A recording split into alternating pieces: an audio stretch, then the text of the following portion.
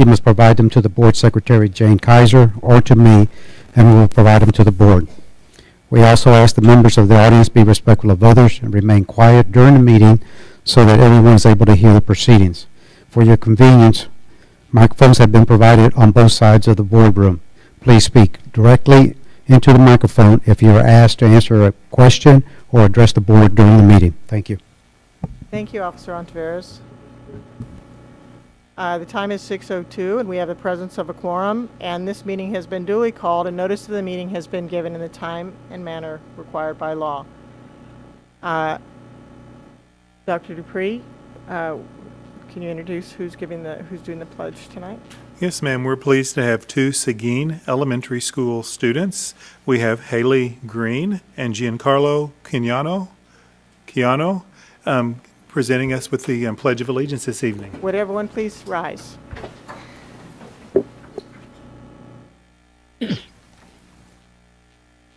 I pledge allegiance to the flag of the United States of America and to the republic for which it stands, one nation, under God, indivisible, with liberty and justice for all. Honor the Texas flag. I pledge allegiance to the Texas, one state under God, one and indivisible. Will everyone please stay standing and join me in a silent invocation?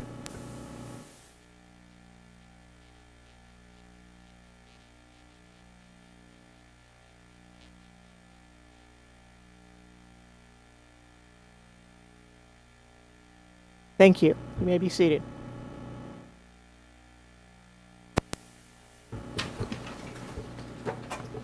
The next item of business is our recognitions. Dr. Dupree. Thank you, Mrs. James. If the board would join me in front of the dais, we'll congratulate our outstanding students and staff who are being recognized this evening.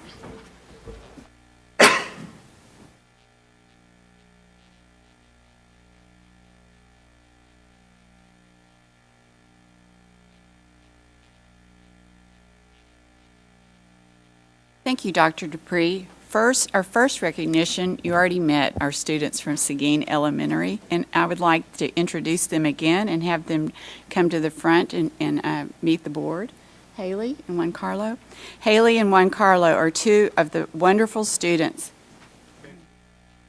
Oh, okay.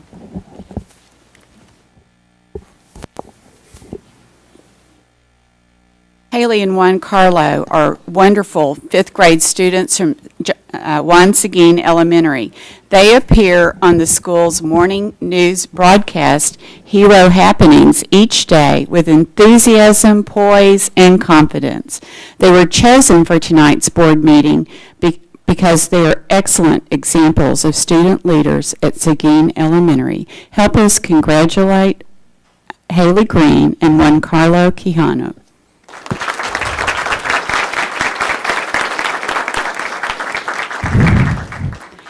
Next, we have Sartarsha Middle School String Orchestra. They placed second in state at the Texas Music Educators Association Middle School Honor Orchestra Competition from among all middle school orchestra programs in Texas. Help us recognize and congratulate the string orchestra represented by its officers. First, Amy Zong. Robert Gonzalez, Ashwarya Montigani, Kevin Halupas,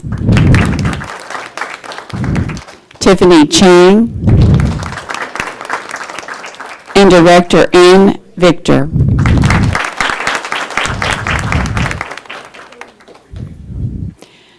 Next, Kempner High School Spanish National Honor Society received 7 campus and individual national awards. Their first award is Spanish Honor Society Chapter of the Year, which is based on the quality and quantity of their activities. They placed second for Long-Term Activity of the Year for the Best Chapter Activity of the Year. Cheryl Fuentes Wagner received the Mario Fierro's Award of Excellence, which is awarded to a chapter sponsor who has given exemplary service to the Spanish Honor Society during the year. Come forward, please. Thank you.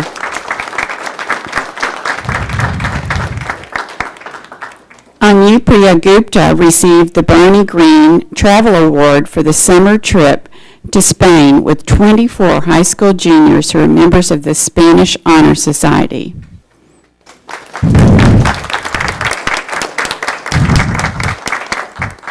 Andrea Baez received the 2014 National Spanish Exam Junior Travel Award for her achievement on the National Spanish Examination for her excellent skills in the Spanish language. This prestigious honor is awarded to 16 students from across the United States by earning high scores on the National Spanish Examination and submitting samples of their written and oral work in Spanish. Andrea here. Oh, sorry. Megan Irizarry placed second for digital poster in the 2014 poster contest. The posters are a demonstration of student understanding of the importance and uses for learning new languages. Okay. 28 students received medals for their 2014 achievements in the National Spanish Exam. 12 of these students have received national awards and recognitions 2 years in a row for the National Spanish Exam.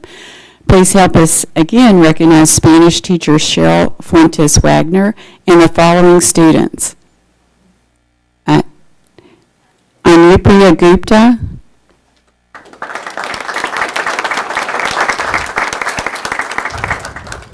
Andrea Baez. They're not, the other ones aren't here? Okay, that concludes that. And the following students for their National Spanish Honors, gold medalists, are in the top 5% in the nation. The gold medalists are for Spanish 2, Kayla Silver,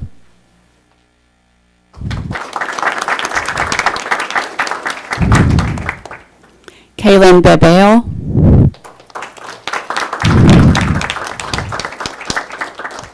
Kashaf Moomin,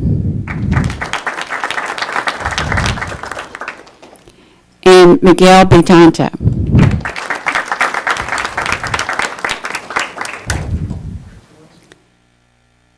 Silver medalists in the top 15% nationally. Silver medalists are Spanish 2, Kaylin Wong,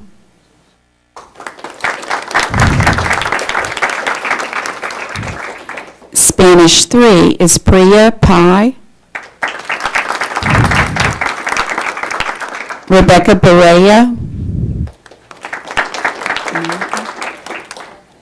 America Villanueva, Catherine Orellano, Samari Casamani. Spanish 4 is Hosea Zuniga. And Spanish 5 is Anupriya Gupta and Alfredo Valdez.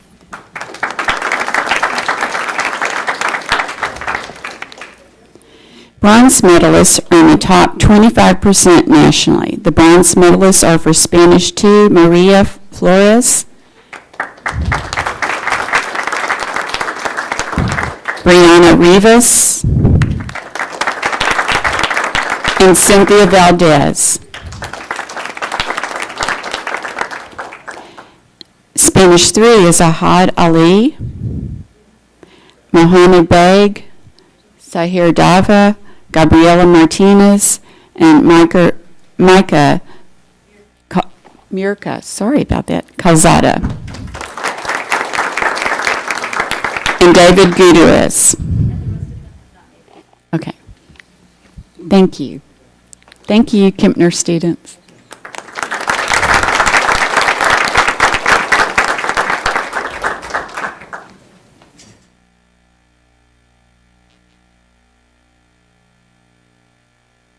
Seven Fort Bend ISD band and orchestra programs are 2014 Mark of Excellence Project National winners. The Mark of Excellence Project is a competition entered by submitting recordings in which the top groups are selected as national winners and the second tier groups receive commended honors. This year, 224 of the finest musical ensembles for 35 states entered the competition. Please help us recognize and congratulate the National Orchestra Honors Project winners. From Clements High School, Chamber Strings, directed by Ginger Wolfe and represented by student officers David Joe.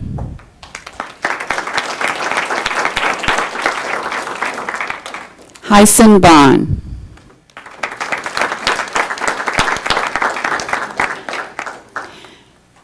Jillian Gunawan. Directed by Ginger Wolfe.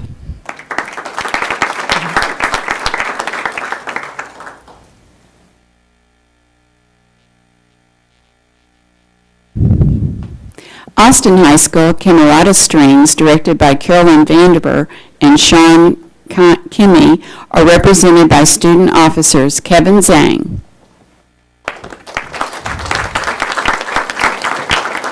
Roshan Kurangara. Anmal Gupta. Toby So. Victoria Hang. And directed by Carolyn Vandiver and Sean Kimmy.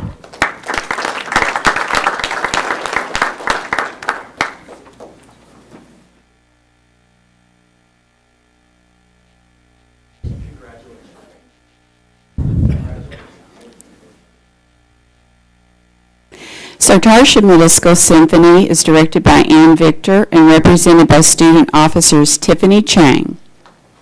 Oh, excuse me.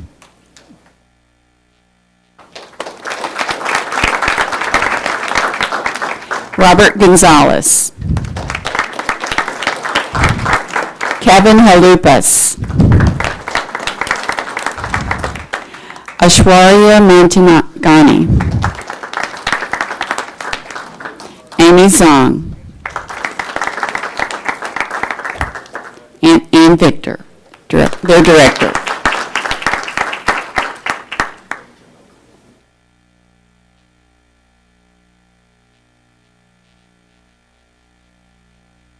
Commended winners in the Orchestra Honors Project.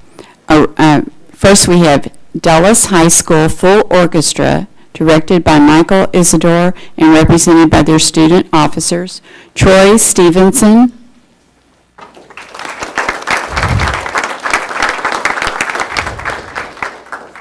Kelsey Sham,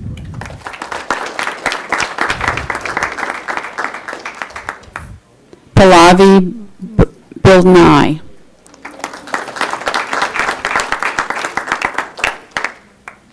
and Michael Isidore.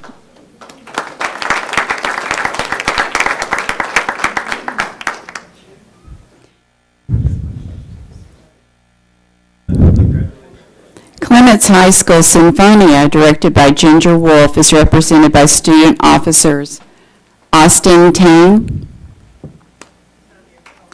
Marina Tan,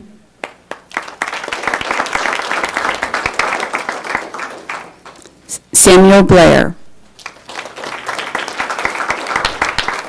and again, directed by Ginger Wolfe.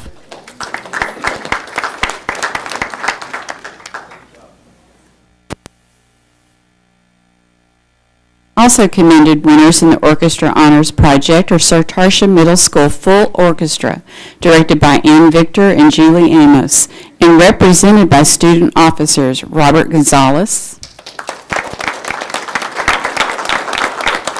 Kevin Halupas, Amy Zong, Margaret McDonald, Ryan Legwood, directed by Ann Victor and Julie Amos.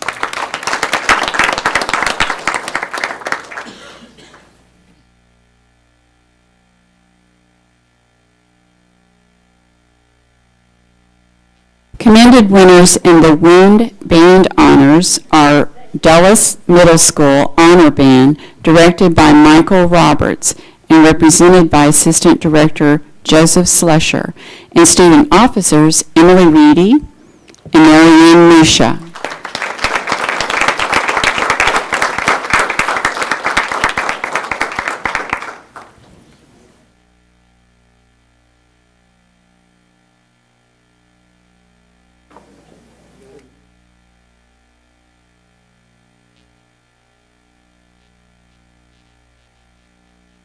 Clements High School Symphonic Band, directed by Daniel Galloway and represented by student officers. They had another competition and they just haven't made it back. We also have Dulles High School Honor Band, directed by Joe Pruitt and represented by student officers Sarah Gregory,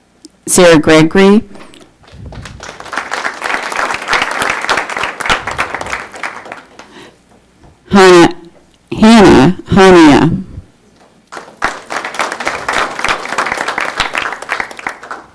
Karen Stevenson,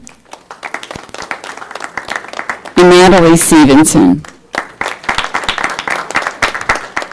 and their director, Joe Pruitt.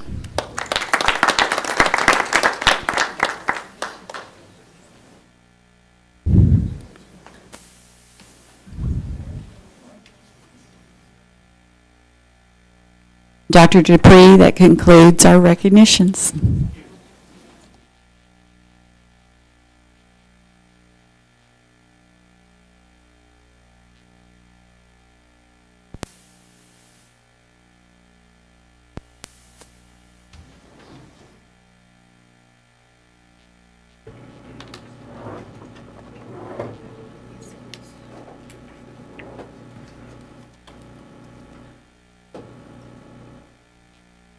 Okay, I'd like to make an announcement right now.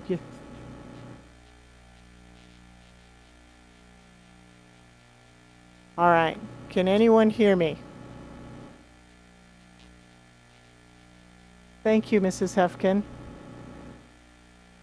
Can anyone else hear me? Very feeble. It's very feeble. Shall I trade? Oh, that was better. Better all of a sudden. Okay. Did we? All right. Next on the agenda is the board members' reports, and I'd just like to mention that I think we'll cover the audience items next, and then do the information item after the audience items. So those in the audience can prepare yourselves for that. Go ahead and do the board members' reports. And let's start, Mrs. Bailey, do you have the board member report? Yes, I do. Our board members were very busy September and October. We attended elementary school open houses, middle school open houses,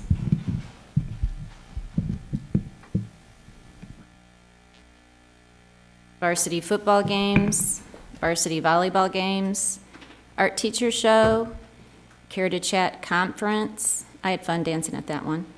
12 band. did. I did. 12 band, I'm sorry, I'm on the band mode since they all came through. 12 bond information town hall meetings, TASA TASB annual conference, Fort Bend Volunteers Breakfast, School Finance Litigation Update by David Thompson, band night, Retired Education Association meeting, college fairs, calendar committee meeting, history talks at Marshall High School, Heritage Rose Elementary Literacy Night, Fort Bend EDC meeting, Fort Bend ISD Special Ed meeting, Central Fort Bend Chamber Leadership Session, Baines Middle School Naviance Night, Toro Takes the Bull Out of Bullying event at Austin Parkway Elementary. Hopefully he'll lead us to a Texan win tonight. Fort Bend County Fair Day, Elkins Homecoming Pep Rally, Wheeler Fieldhouse Visit and Tour, Fort Bend ISD Distribution Center Visit, and KP George he did 16 school visits, so he's been busy. And that concludes board activity report. Thank you, Mrs. Bailey. Do we have any board member special reports? I'd like to say a couple of things.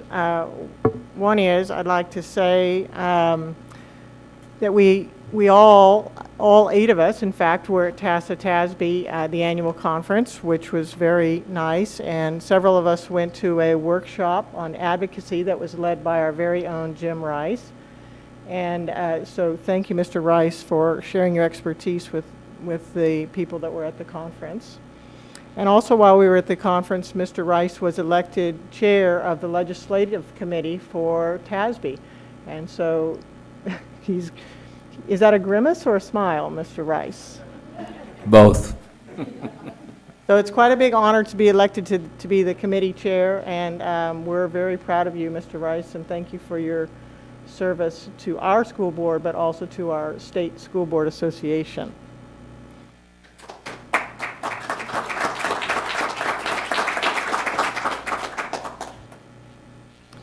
We should also mention at this time, Mr. Rice has also been nominated in Sugar Land as a gem of Sugar Land, which is a generous, enthusiastic man serving. Well, anyway, I'm not sure how it works, but something along those lines. So he's going to be recognized later this week for that, and we are proud of him. Do we have any other special reports? All right, so then now we'll move into audience items, if that's all right with the board. And before we move down below for our information item. So our first speaker, we should remind all the speakers that you'll have 3 minutes to speak. Mrs. Bailey will keep your time, and she'll warn you when there are 30 seconds left. And we look forward to hearing your comments. So our first speaker tonight is Ambrish Sundaram. And I don't know if the microphone is on, but Mr. Pham is checking that right now. You can begin at your pleasure. Thank you. Respected members of the board and members of the administration, good evening.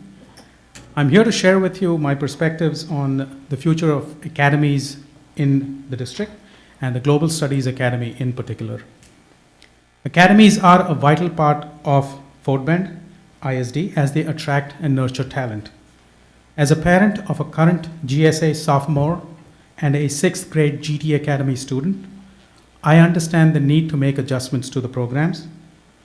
To accomplish this, the board and the administration should proactively seek input from all stakeholders and develop and implement a comprehensive and robust policy, consistent procedures, and a long-term plan for governing and operating academies. All decisions related to all academies should be based on such a policy. Secondly, all students enrolled in academies should be allowed to continue in and graduate from the schools that they attend. Moving or eliminating academies will negatively impact students, the programs, and the schools. Here are some sample statistics as of May 1st, 2014. These relate to the ratio of GSA students enrolled in courses and programs in Clements. NJROTC, almost 15%. German, over 26%. Academic UIL, almost 29%. Japanese, 35%. Model UN, over 41%. What does this mean? Moving the GSA from Clements could potentially force the disestablishment of programs like NJROTC for failing to meet minimum enrollment standards.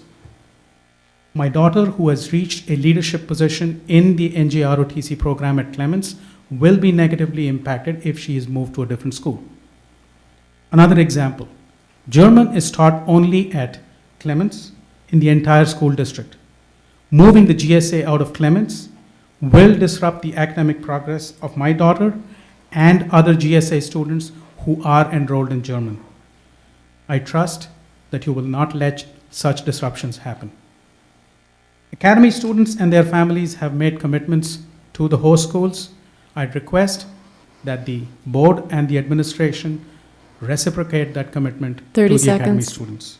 In closing, I would like to reiterate my appeal to the board to ensure that all students currently enrolled in academies are allowed to graduate from the schools that they are attending. I would also like to re-emphasize the importance of developing policies, procedures, and a plan to govern and operate academies. I trust that your decisions will continue to be in the best interest of all students, the entire school district, and the entire Fort Bend ISD community. Thank you for your time and consideration. Thank you, sir, very much. Our next speaker, no, we're not cheering for the speakers, we're just listening to them. Thank you. Our next speaker is Detlef Hall.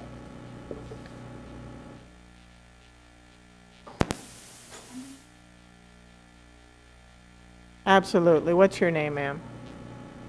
Okay, Ilana, thank you so much. And can you all hear me before you start the clock? Yes, we Okay, can hear you. Great. Okay. Unlike most parents, my husband and I have interests on both sides of the Clemens GSA debate. We are zoned to Clemens, we have 2 non-GSA kids, and 1 GSA freshman. To understand the issue from all sides, we studied academy arguments, Save Clemens arguments, FBISD data, including the DeJong-Richter-Jacobs study. And while there's a lot of concern from Clemens parents, we found that the facts do not justify the fears. The problem is not the academy, but the communication between FBISD and parents. For example, consider parents' concerns regarding overcrowding. Per FBISD data, Clemens is only at 93% capacity and going down. As another example, consider the concern regarding competition and pressure from GSA. Per FBISD data and Clemens administrators, if GSA is moved, competition for the top 7% will go up, not down. What most parents don't realize is students do not need to be in the top 7% to get into schools like UT Austin, and most of the kids who have gotten in were not in the top 7%. The pressure is coming from parents, not GSA. Go ahead and ask the teachers. Basing decisions around getting into the top 7% only helps 7%, no matter how you slice it. Basing decisions around providing the best education helps 100%. So before making any decisions, please sit in on classes like Japanese and German. The students taking these classes really want to be there. How often do you see that? The current teachers are phenomenal, with nationwide recognition. If you move GSA, either the Clemens kids or the GSA kids will lose out. At a personal level, our GSA and non-GSA kids have benefited from GSA. Between our 3 kids, they've studied 4 languages. Our GSA son is passionate about languages and wants a career in history. He enjoys clubs like Model UN, which benefit from a mix of GSA and non-GSA kids. In contrast to what others have claimed, we have seen the curriculum differentiation at the freshman level. Our son has asked us to convey his heartfelt request to please keep GSA at Clemens. In conclusion, parents' concerns are very understandable. We all want the best for our kids. We all worry about college. However, please deal with ungrounded fears by improving communication, not by giving in to the pressure. 30 seconds. That would not help anybody. There's a very symbiotic relationship between Clemens and GSA. As one of the most diverse high schools in Texas, Clemens is the ideal host for GSA. Other school districts are just starting to recognize the need for differentiated educational opportunities. FBISD should be proud of its academy system. GSA is a wonderful program. After all this, if you insist on moving GSA, please allow all current GSA students to finish their GSA studies at Clemens. Time. Thank you. Thank you, ma'am. If you wouldn't mind stepping over here and giving a spelling of your name to Mrs. Kaiser, that would be helpful for her. Thank you so much. Thank you for coming tonight. Our next speaker is Bharat Rajaram. Excuse me. Hey, good evening. Hello. First of all, thank you, Fort Bend ISD Board of Trustees, as well as Dr. Dupree. I would actually like to take this opportunity to address you this evening on a slightly different topic. I'm here to share my concerns regarding the recently implemented House Bill 5, the endorsements and pathways that are going to be implemented in the various high schools. I have 2 children, one of whom goes to a high school academy, and the other one who is in the Quail Valley Middle School GT Academy program. In my humble opinion, the GT Academy is one of the best programs created by the Fort Bend Independent School Districts for high achievers.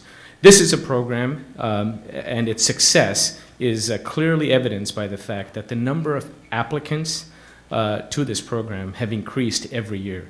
including the enrollment year after year.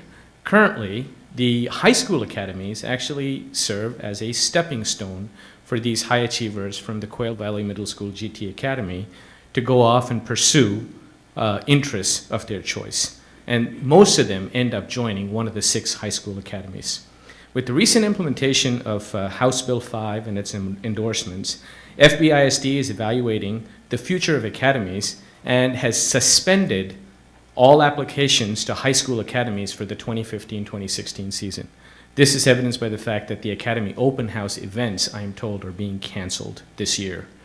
We as parents of the QVMS GTA students are very concerned that FBISD will make the assumption that the various endorsements and pathways as part of House Bill 5 will serve the same purpose as academies, because academies are no longer needed perhaps as early as next year.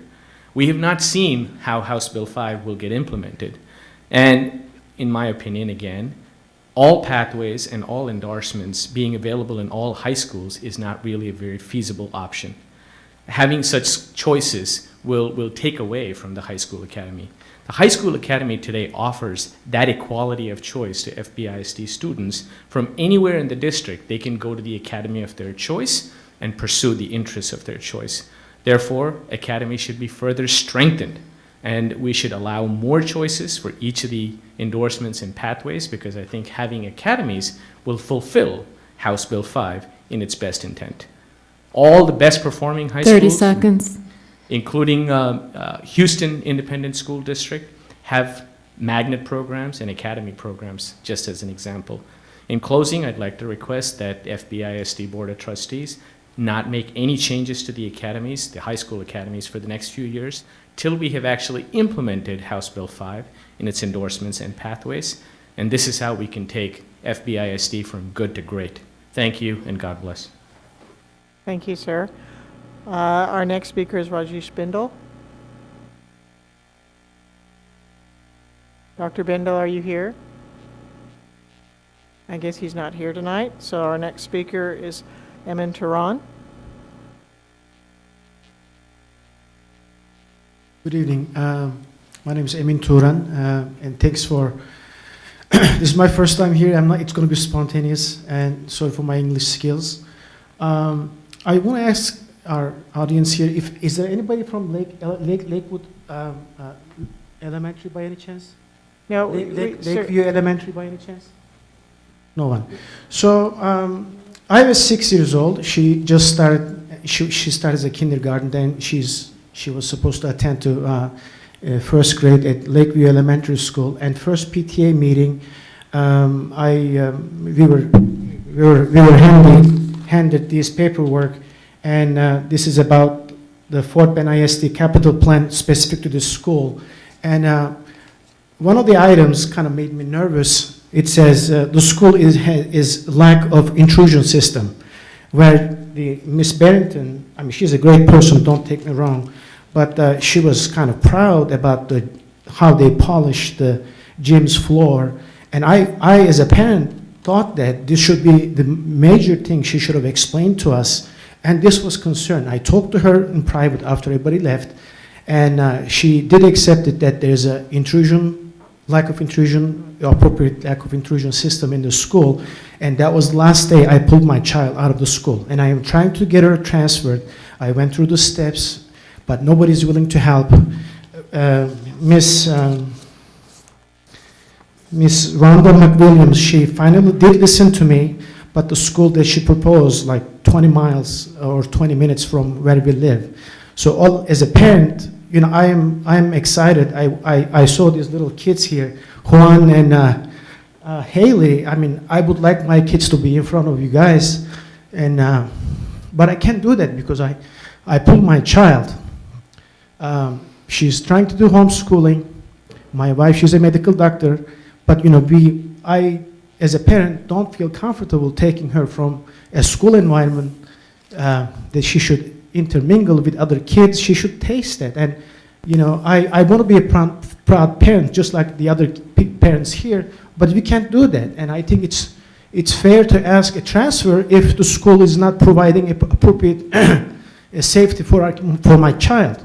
And I did talk to a couple of PTA members, and they were supposed 30 to be seconds. They were supposed to be here. Looks like nobody's here. They're not concerned. I am concerned. Please help me to put my kid back to Fort Bend ISD school system. I have another 5 years old. She's on the line coming up starting next year. I just cannot send them to that school. Please help us for transfer. Thank you. Thank you, sir. You think someone can look into his situation? Thank you. Our last speaker tonight is Rodrigo Carrion.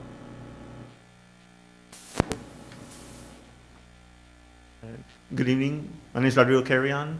I'm a board member of Fort Bend Fresh Water Supply District Number 1, and I come and speak on behalf of item 11E, which consider administrators that will serve as professional development and appraisal.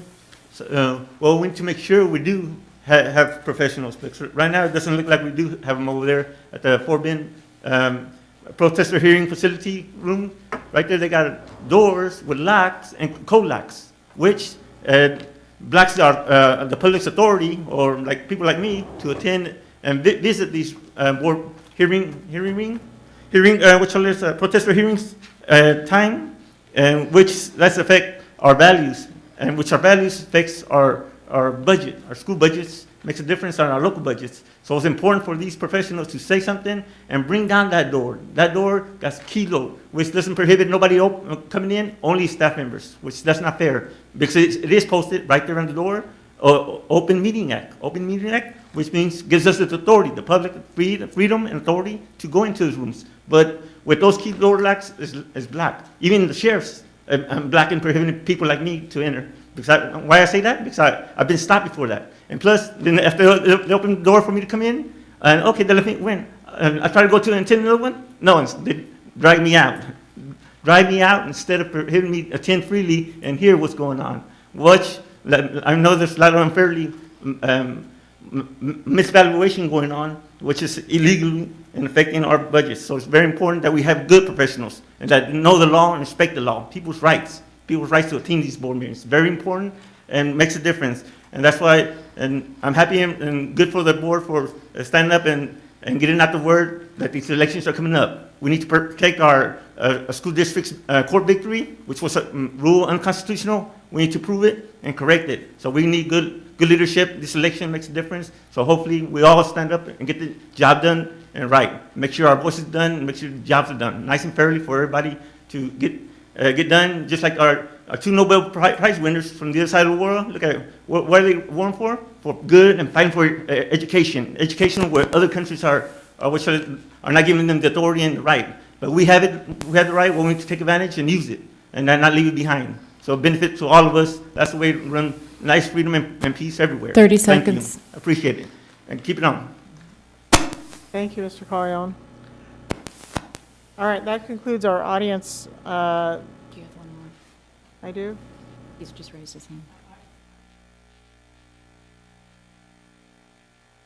Okay, well, we didn't get it, but that's all right. Come on. If you really did you get it, Mrs. Porter? Did you fax it to the wrong number? Come on up. Dr. Bindle isn't here, so we'll let you talk.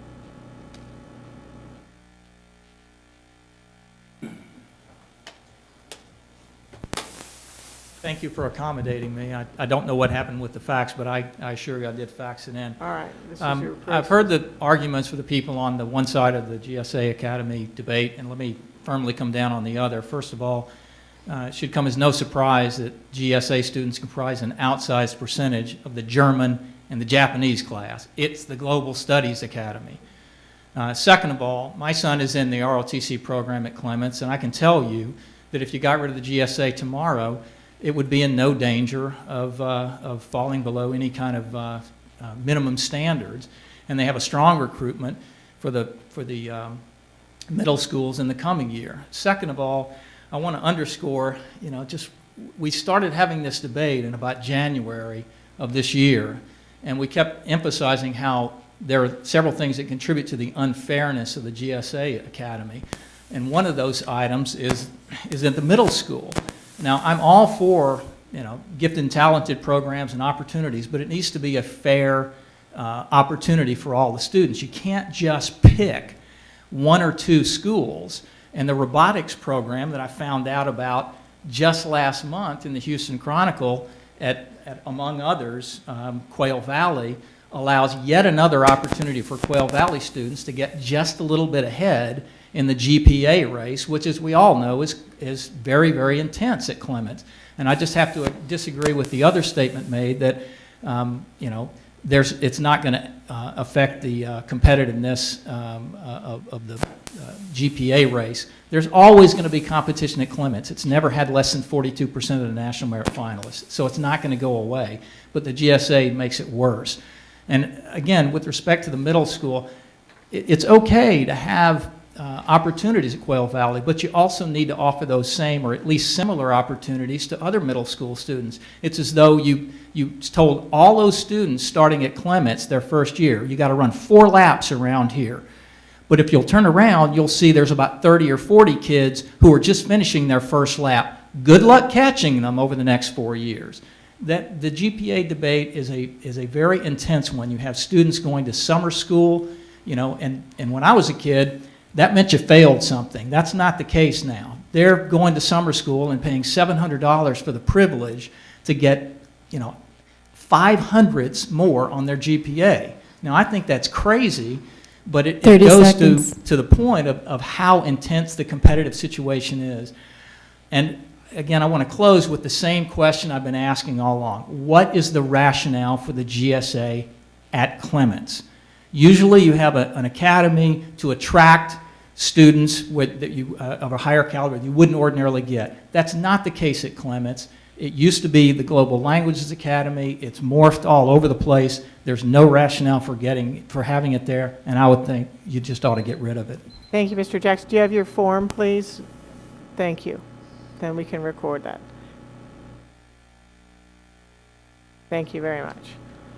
All right, that concludes our audience items for tonight, and we're ready, I believe, Dr. Dupree, for our information item. Yes, the board would meet me at the table in the center. We're going to do it in workshop style this evening.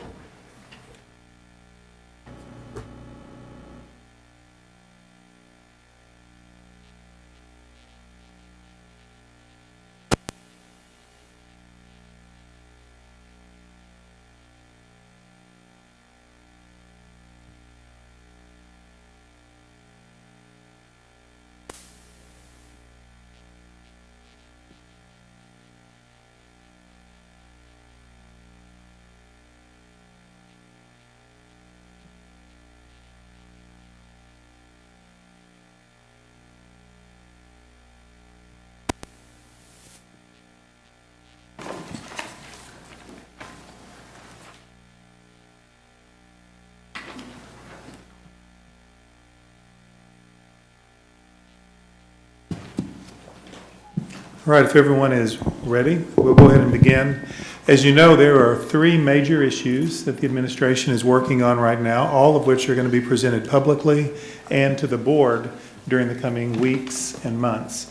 Those relate to our feeder patterns, our boundaries, and our academic programming, primarily related to House Bill 5, academies, and CTE.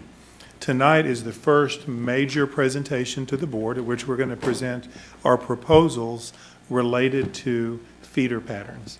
Now, I'm just going to tell you, as we go through this dialogue, you're going to have to kind of expand your thinking a little bit, because the concept of feeder pattern and boundaries do all get bound up very easily, and it's easy to kind of overlap those things and get confused in your thinking and kind of, but you know, that's why we're here tonight, is to lay out a proposal, have a conversation with the board, and we're going to have a great opening to the presentation with our Scott Leopold, with DeYoung and Richter, and of course Beth is going to give a few words if I don't say everything she wanted to say. So I'll go ahead and turn it on over to Beth and Scott to get started. Okay, great. Thank you so much. I know we're excited to be here this evening and happy that Scott's here to walk us through the work of the district administrative team that's been working over the past few weeks and particularly today and last week to bring us up to speed on where we have been and where we are headed in terms of a district-wide feeder pattern alignment process. The district administrative team that has been working on this is taking a very systematic district-wide approach to proactively plan for the future of our district in a very comprehensive way, and anticipating the growth within the district and using the foundation of the recently adopted local policy, FC Local, that the board worked on as our framework for, or the guide in making sure we make decisions that are in the best interest of that future planning here in our district, so that students will enter our system and know where they're headed, where they're going throughout their educational career here in Fort Bend, and that we do that in a very proactive way. We're coming to you this evening to review this, and Scott will walk you through the work in great detail and ask for your input as we prepare to share this on a larger scale tomorrow evening during the community dialogue at Travis High School, and then on Wednesday evening at the community dialogue at Elkins High School. When we receive that community feedback, of course, we'll come back to you all and share the information that we've learned. And while we're working on the feeder pattern process, the district administrative team is also working on the boundary planning process. And while we're here primarily this evening to focus on the feeder patterns, Scott will share with you the areas of the district that may be impacted by or we need to look at for boundaries moving forward. So that'll be a piece of what he shares with you this evening as well. Following tonight's board meeting, those principals that are in the communities impacted by the opening of elementary school 46 and 47, along with the other communities that may be impacted by additional boundary changes, will be contacted so they can begin forming their local focus groups, and we can get input from those groups as well. Before I turn it over to Scott, I would like to draw your attention to the two packets you have in front of you. There's a PowerPoint presentation and then a packet that has a diagram on the front with some colored blocks, and that's what Scott will be referencing during his presentation this evening. So with that, I'll turn it over to Scott. Before you go there, this new packet that's been sitting here, has it changed significantly from the one that was delivered Friday? No, sir. There was one change to a number. You said you were changing a number 2? Nothing has changed. It's just maybe some number updates, but nothing, no big picture changes or anything. Just wanted to make sure you have it in front of you. Okay, so I'll turn it over to Scott. Okay, it's great to be here. This is something that I really enjoy and I find rewarding. You guys know me, I'm a data guy, so this is kind of my wheelhouse. I kind of wanted to just kick this off by talking about our conceptual plan that actually started in this room about 10 months ago during the master plan process. And in that process, we were talking about facility actions related to the master plan. And one question that kept popping up was, well, what about our feeder patterns? What do they look like? What if we align our feeder patterns? How does that affect our actions? And so in order to kind of research that a little bit, I just kind of sat here in this room for about 2 hours and I just played with the feeder structure. And I came up with a preliminary napkin math scheme. And that was it wasn't a deliverable for the process. It was just something that we kind of looked at as reference. What would happen if we did that? Is it possible? And we learned that, yeah, it's possible, but again, without having the PASA study completed at that time, it wasn't a fully fleshed out process. And now what you have in front of you is the culmination of probably 4 or 5 weeks of work in 2 weeks. But a lot of work and a lot of thought has gone into what you have in front of you, and it's a much more refined product than what we had months ago. And so just to kind of overview the process, we're starting off today with a draft feeder structure. And this has been developed internally, and it's been guided by policy that you've all developed. The next phase in the process, we're going to present this to the community for feedback, and then we're going to develop an implementation plan. And that implementation plan will involve phasing what areas move at what time as these facilities begin to open in the next few years. The new schools that we're involving up front are ES 46 at Aliana, and this is going to impact Oakland, Jordan, Holly, Oyster Creek, Lakeview. Riverstone would impact Commonwealth, Colony Meadows, Colony Bend, Settlers Way. And 48 would involve Heritage Road, Scanlon Oaks, Sienna Crossing, and Schiff. And this is just kind of the list that we're starting with. As we get into this, the scope may expand. We may have to talk to some other schools, but this is just kind of our starting list to look at these areas for these new schools that are coming online. Some other boundary changes that we're going to look at that aren't directly related to the opening of the new schools but may help balance enrollment are Burton, Goodman, and Schiff. And Schiff is one of those things we're going to be talking about because there's a lot of students there and we've got to find a place for them. Now, when we get into feeder alignment, and I'm going to detail what exactly a boundary change is and what a feeder alignment is in the next couple slides, but I just wanted to kind of get these schools out here up front. For feeder alignment, we're looking at Cornerstone, possibly moving from Kempner into the Clemens feeder pattern. This may be feasible in 15, 16 next year, depending on what the direction is. Palmer, we considered moving it from Elkins into the Hightower feeder pattern. And again, that may be feasible next year as well.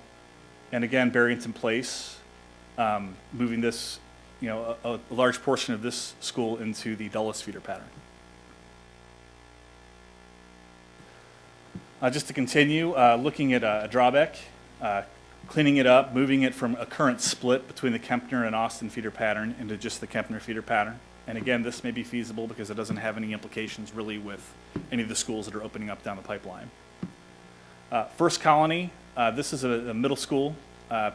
This is currently feeding to Clements, Elkins, and Ridgepoint. And if we're going to clean this up, this really can't be fully implemented until middle school 15 opens in the 17-18 school year. Also, we have Parks, which is currently feeding to Baines, Hightower, and we talked about maybe moving that to Lake Olympia and Hightower. I'm going to go through these in detail. This is just kind of our high, 30,000 foot look at this.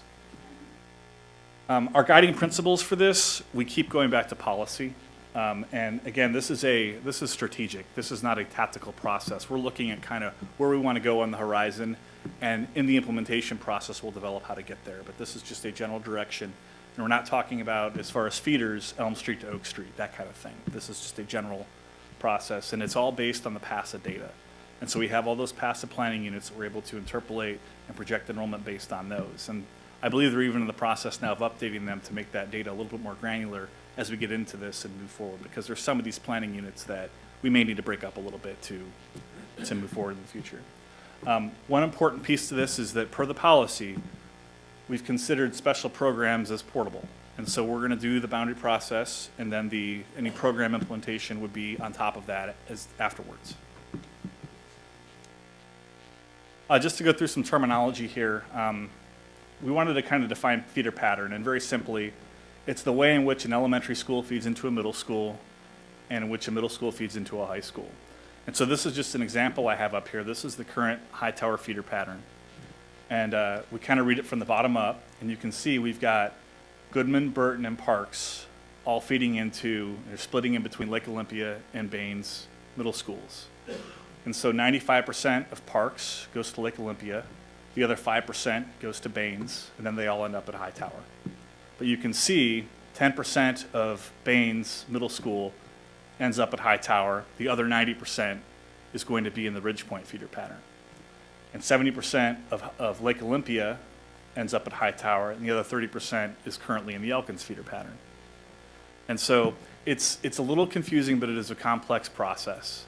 And as you look at the pages in your sheet, we wouldn't add up just the percentages that are in the Hightower. You want to look for everywhere where you see a Lake Olympia, and those are the percentages that are going to add up to 100.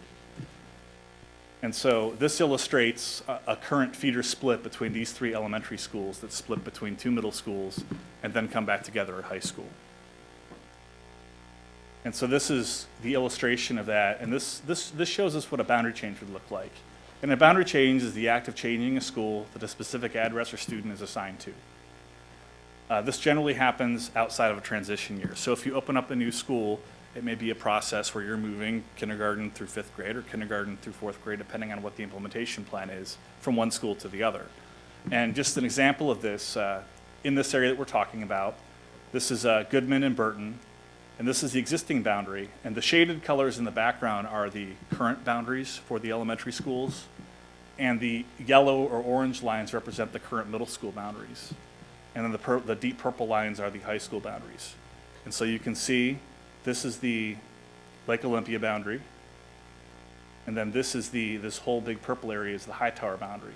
And so this section that is east of Farm to Market, I learned that yesterday.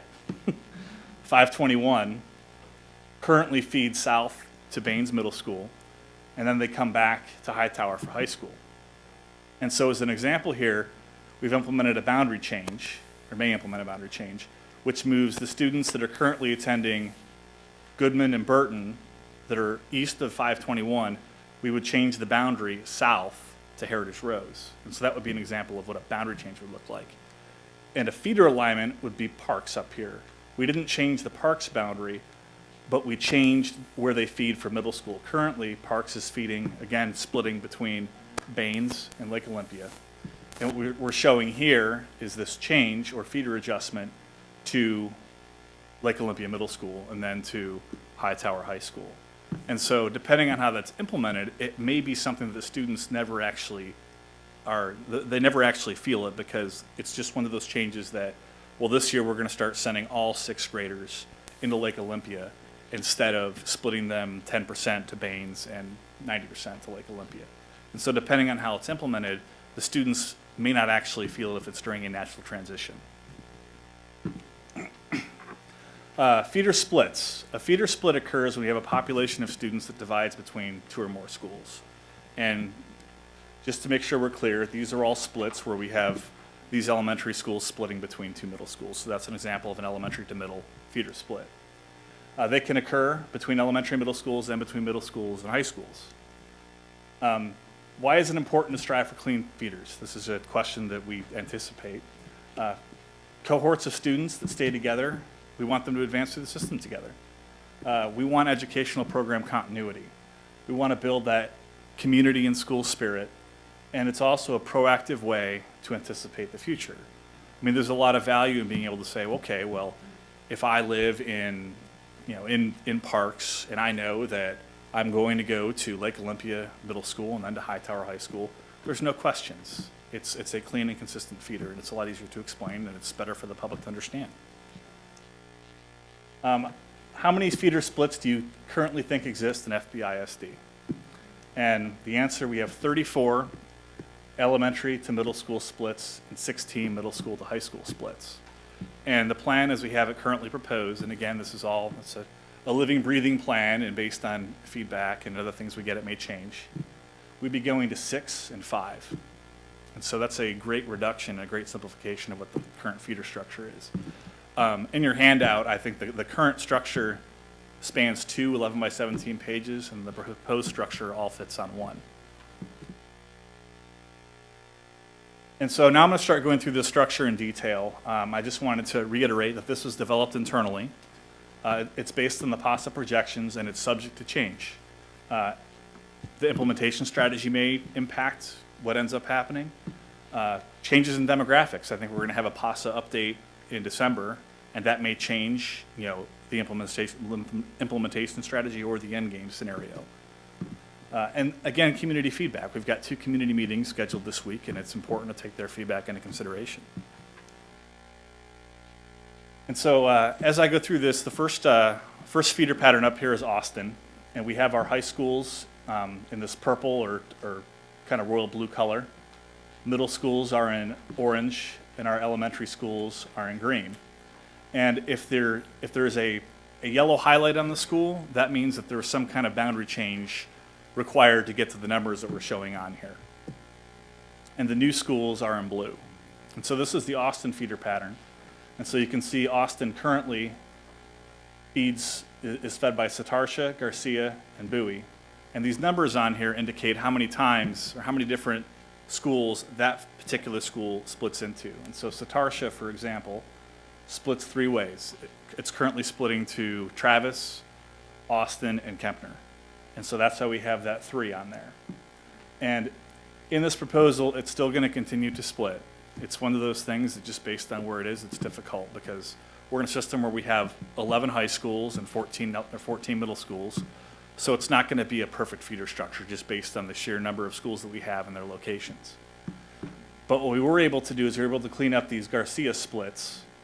And Garcia would, under our proposal, would feed purely to Austin. And we're getting rid of all these little splits we have in here. We have 5% of Holly. Holly actually splits 6 ways right now.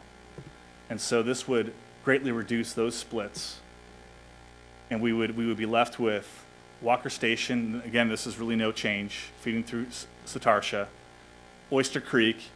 The majority of Lakeview would feed through Garcia, and Lakeview is another interesting school because of where it's physically located and where its boundary is. Its boundary comes all the way out to 1464, whereas the school is located, you know, kind of in the heart of the Kempner boundary. And we also have a piece of the elementary 46 at Aliana in here. And this is kind of, the reason we have this splitting is because of just the nature of the Aliana community. It's a large community, it's vast. And we know that down the road, outside of our 5 years, based on the PASA projections, there's gonna be a need for another facility in there. And so, right now, we have this splitting between Austin and Travis. And it's just important to know that this section right here, I don't believe currently has any students living in it, but as that community continues to build out, it will fill up. So this kind of illustrates our current boundaries and then our theoretical proposed boundaries, and I've watermarked this as draft because we know that it's going to change. And this is just like the high tower example we just showed. So you can see the purple lines are the current Austin boundary. The orange are the current middle school boundaries, and so we have a piece of Bowie coming in here, picking up some area. We've got a piece of, what else do we have coming? Here's Satarsha. And then we have Garcia actually coming out and grabbing all these other pieces. And as we clean this up, the blue boundary, this would be the theoretical elementary 46 boundary. And you can see here's the split where we have the area that is south of Airport and west of, I think it's 1464, that would feed through Garcia and then into Austin. And then we have this section down here, Satarsha, which is Walker Station, which would feed into Austin. And so you can see we've also cleaned up this split right here. It's kind of hard to tell on this map, but this rectangle here is the current drawback boundary. And what we've done is we've aligned the middle school boundaries here with this high school line so that we're feeding drawback completely into Kempner instead of splitting it between Austin and Kempner. So that eliminates that split there.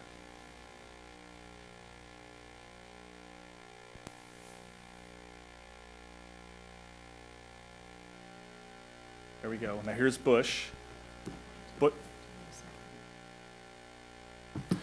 you guys have any questions starting We out? were just wondering, do you think you're kind of going through these in a lot of detail? Sure.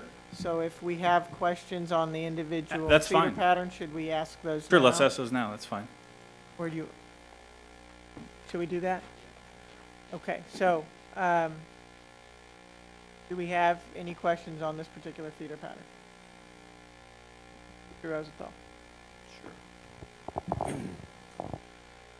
Okay, so we have Oyster Creek, under this plan, Oyster Creek is still a little above 100%, and in the facilities planning, there was the suggestion to add 200 seats to that. Correct. And so this actually may be probably more for Max or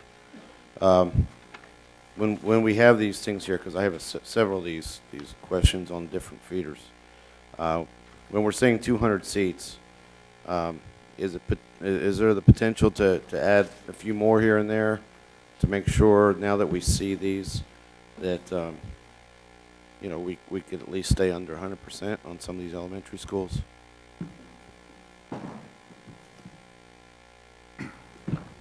You know, in this case, it's only a few percent over, but in some of the other ones, it's yes, a sir. I little more. think based on the PASA update, those numbers of classrooms could go up or down. Yes, sir. Okay. All right. And then, I'm sorry. Okay, and then, let's see. Is also, I guess, along that same line is, you know, we have that plan for 2016-17. Is there any way to get that done by next year's opening? You know, I realize we probably have to get architectural drawings and then construction and funding. But, you know, if the bond were to pass and the funding comes in, because it is all tied together, is it even possible to have that done by the opening of next year? Not just this one, but some of the other ones as well. Yes, sir. Anything is possible, but that, I mean, that is a stretch. Right. That would be a pretty tall I know task. what I figured, but, okay. And then, the other thing you have is, you're showing that under the projected utilization for elementary 46, it's scheduled to open at 105%. Yes.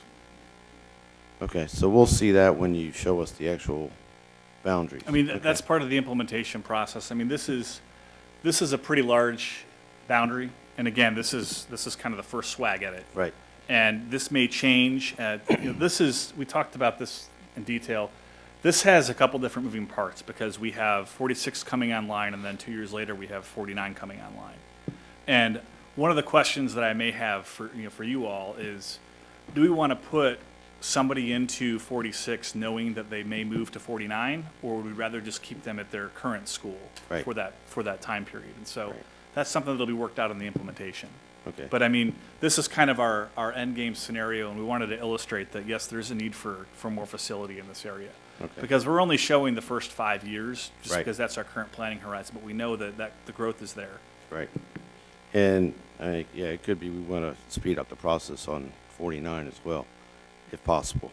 Because what you end up doing is you have here in 18, 19, you've got 182% utilization at 46, but yet Oakland is way under. So you've just kind of transferred the problem over to this. So you definitely need that. Absolutely. All right. Thank you. Do we have other questions on this feeder pattern? Mr. George? Yeah.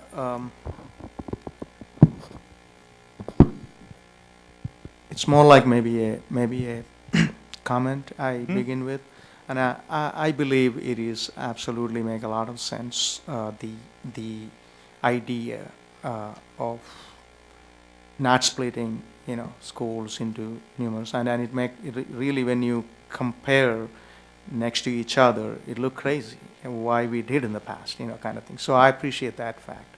And also, it has been mentioned before, we are going to have community input into this. And would you please repeat those 2 community meetings? Sure. For the feeder pattern process, they're this week, tomorrow evening from 7 to 9 at Travis High School in the cafeteria, and then on Wednesday evening from 7 to 9 at Elkins High School in the cafeteria. Okay. How we are going to communicate this with, because this is actually, it is so important for so many people. It's going to impact so many ways, people. Do we have any, other than posting on our website, is there any way we are going to communicate with public? Because I think people need to know, they are going to be maybe moved, they are going to be, and this kind of stuff. In the past it happened, people caught up in surprise saying that, oh, next year, you know what I'm talking about. So is there any other way we can communicate with public about these meetings?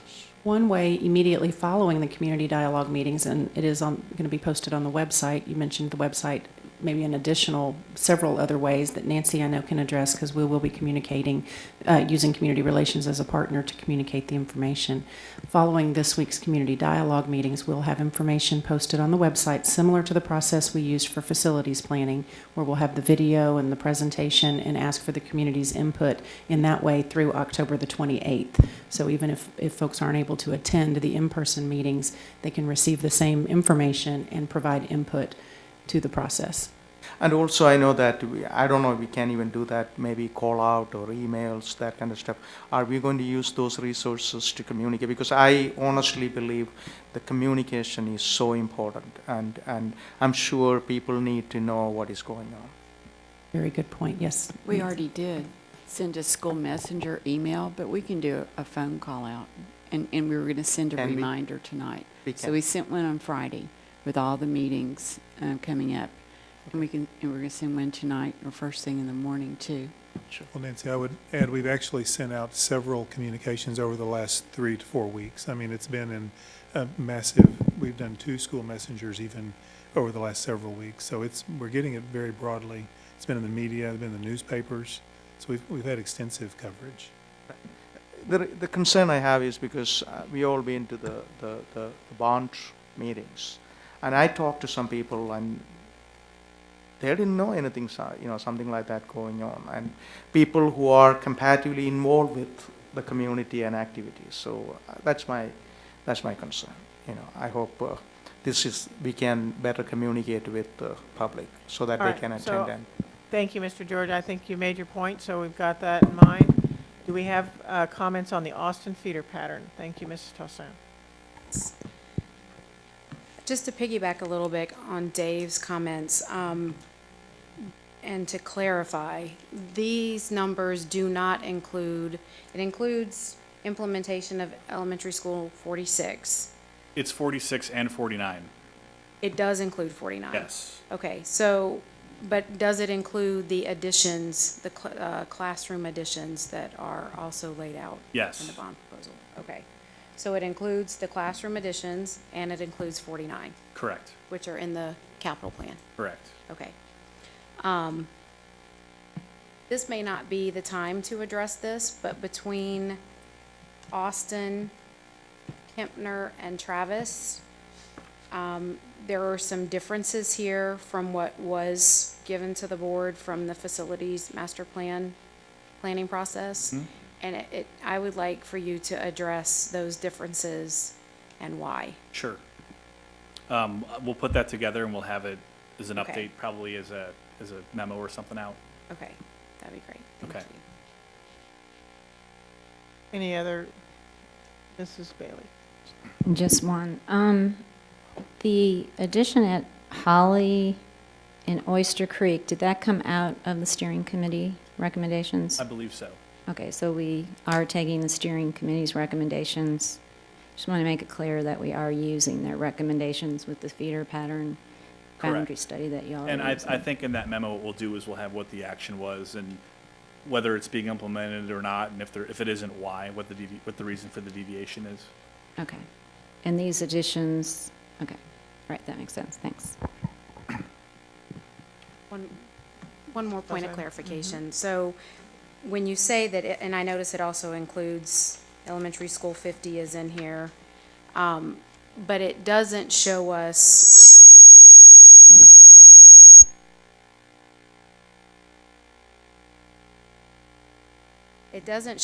if we move a boundary in order to rezone students from an existing middle school such as 46 into 49 when it opens. I'm sorry. Can you explain that a little bit? Can you rephrase? So if, for example, we were looking at elementary school 46, which shows us at 182% in 18-19. Correct. Okay, so would the purpose be when 49 opens, you were discussing this earlier, when 49 opens, we would shift some of those students into 49 from 46? That's a question. I mean, that's an implementation question. We want to move students out of Oakland or one of those overcrowded schools and then overcrowd 46 before we have 49, or just leave them at Oakland before we have 49. So my point is, this plan does not address that. It's part of the implementation. Okay, thank you. Just a question to follow up. I think that goes into the 46 boundary process that we're going to go through that you were discussing. That's why it's an end state. We can't plan a date here until we set boundaries for 46. 46 will impact 49, and it's what you were raising. Do we want to rezone kids over and over again? So that's why I believe that's what you're trying to say. It's That's why correct. this one's a little bit open and why we have to wait for that process to end. Correct. Is that correct? Okay. Thank you. Yes, Mr. Rosenthal. So I'd like to clarify a clarification. So let's assume, because it's still a little confusing, where you have 182% at Oleana, and then if you go to the Travis boundary, it's showing 105%, I think I remember, for 49, 90% at 49, sorry. So let's just assume that those two schools were being built right this minute, and all the boundaries were there, we've chosen them. Would that still be the case, that you'd still have 180% and almost 100%? I mean, we know that that's a booming part of the district, and that's where the growth is happening. I think that once we have the December PASA data, I think it'll help clarify it, because some of those planning units are pretty large, and I didn't want to cut up any of these planning units for this process yet, because I just want to preserve the integrity of that PASA data. And so they're in the process of Okay. cutting those up, and so that might clarify. So, yeah, okay, because it is a little bit. I just wanted to say one other thing.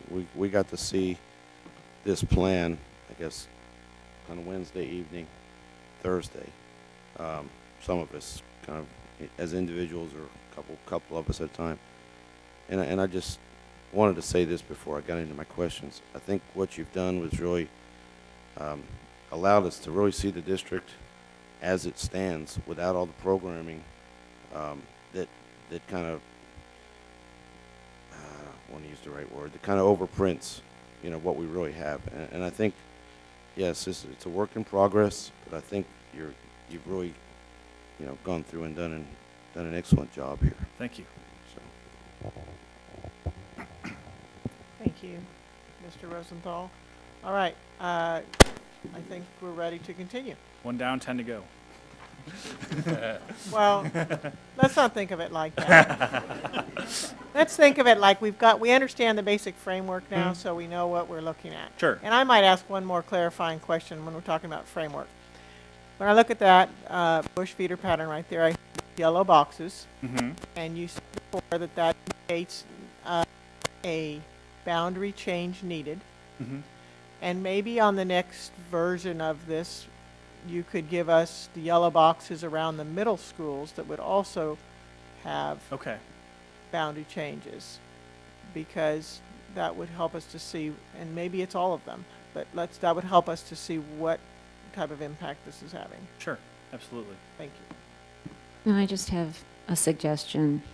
Can we go through all 11 high schools first? Because Scott just started. We're at 7:20, and so we're going to be here all night. And I'm just going to ask the board, can we save our questions for the end? Because Dave's already asking about Travis. We haven't gotten to Travis, and just ask what the board thinks.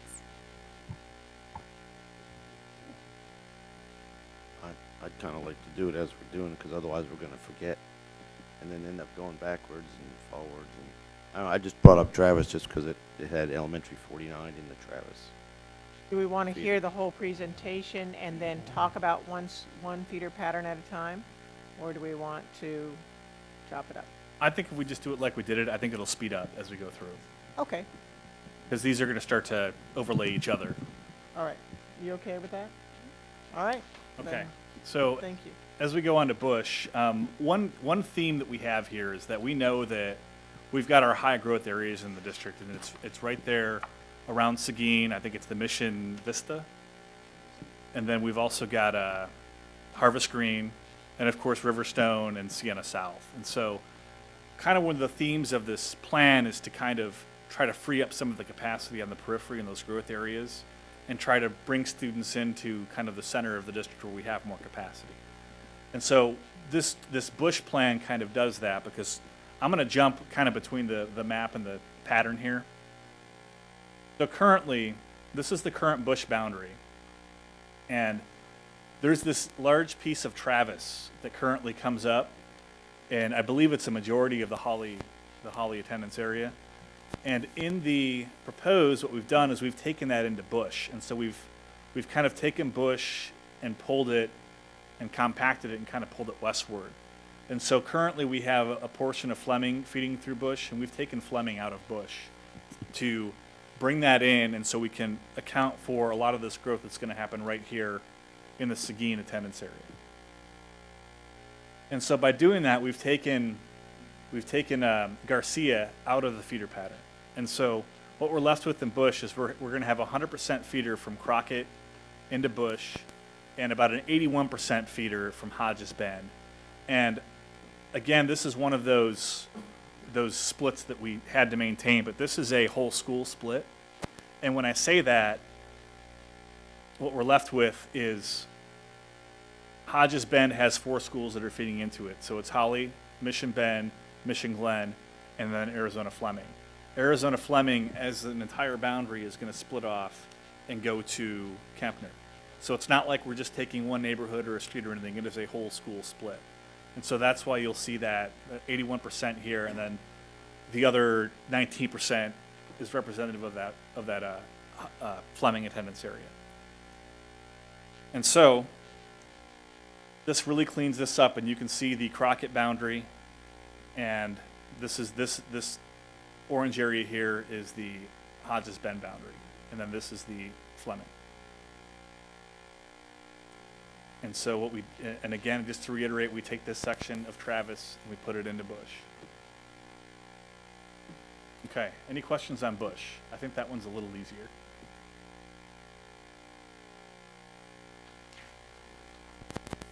Okay, Clements.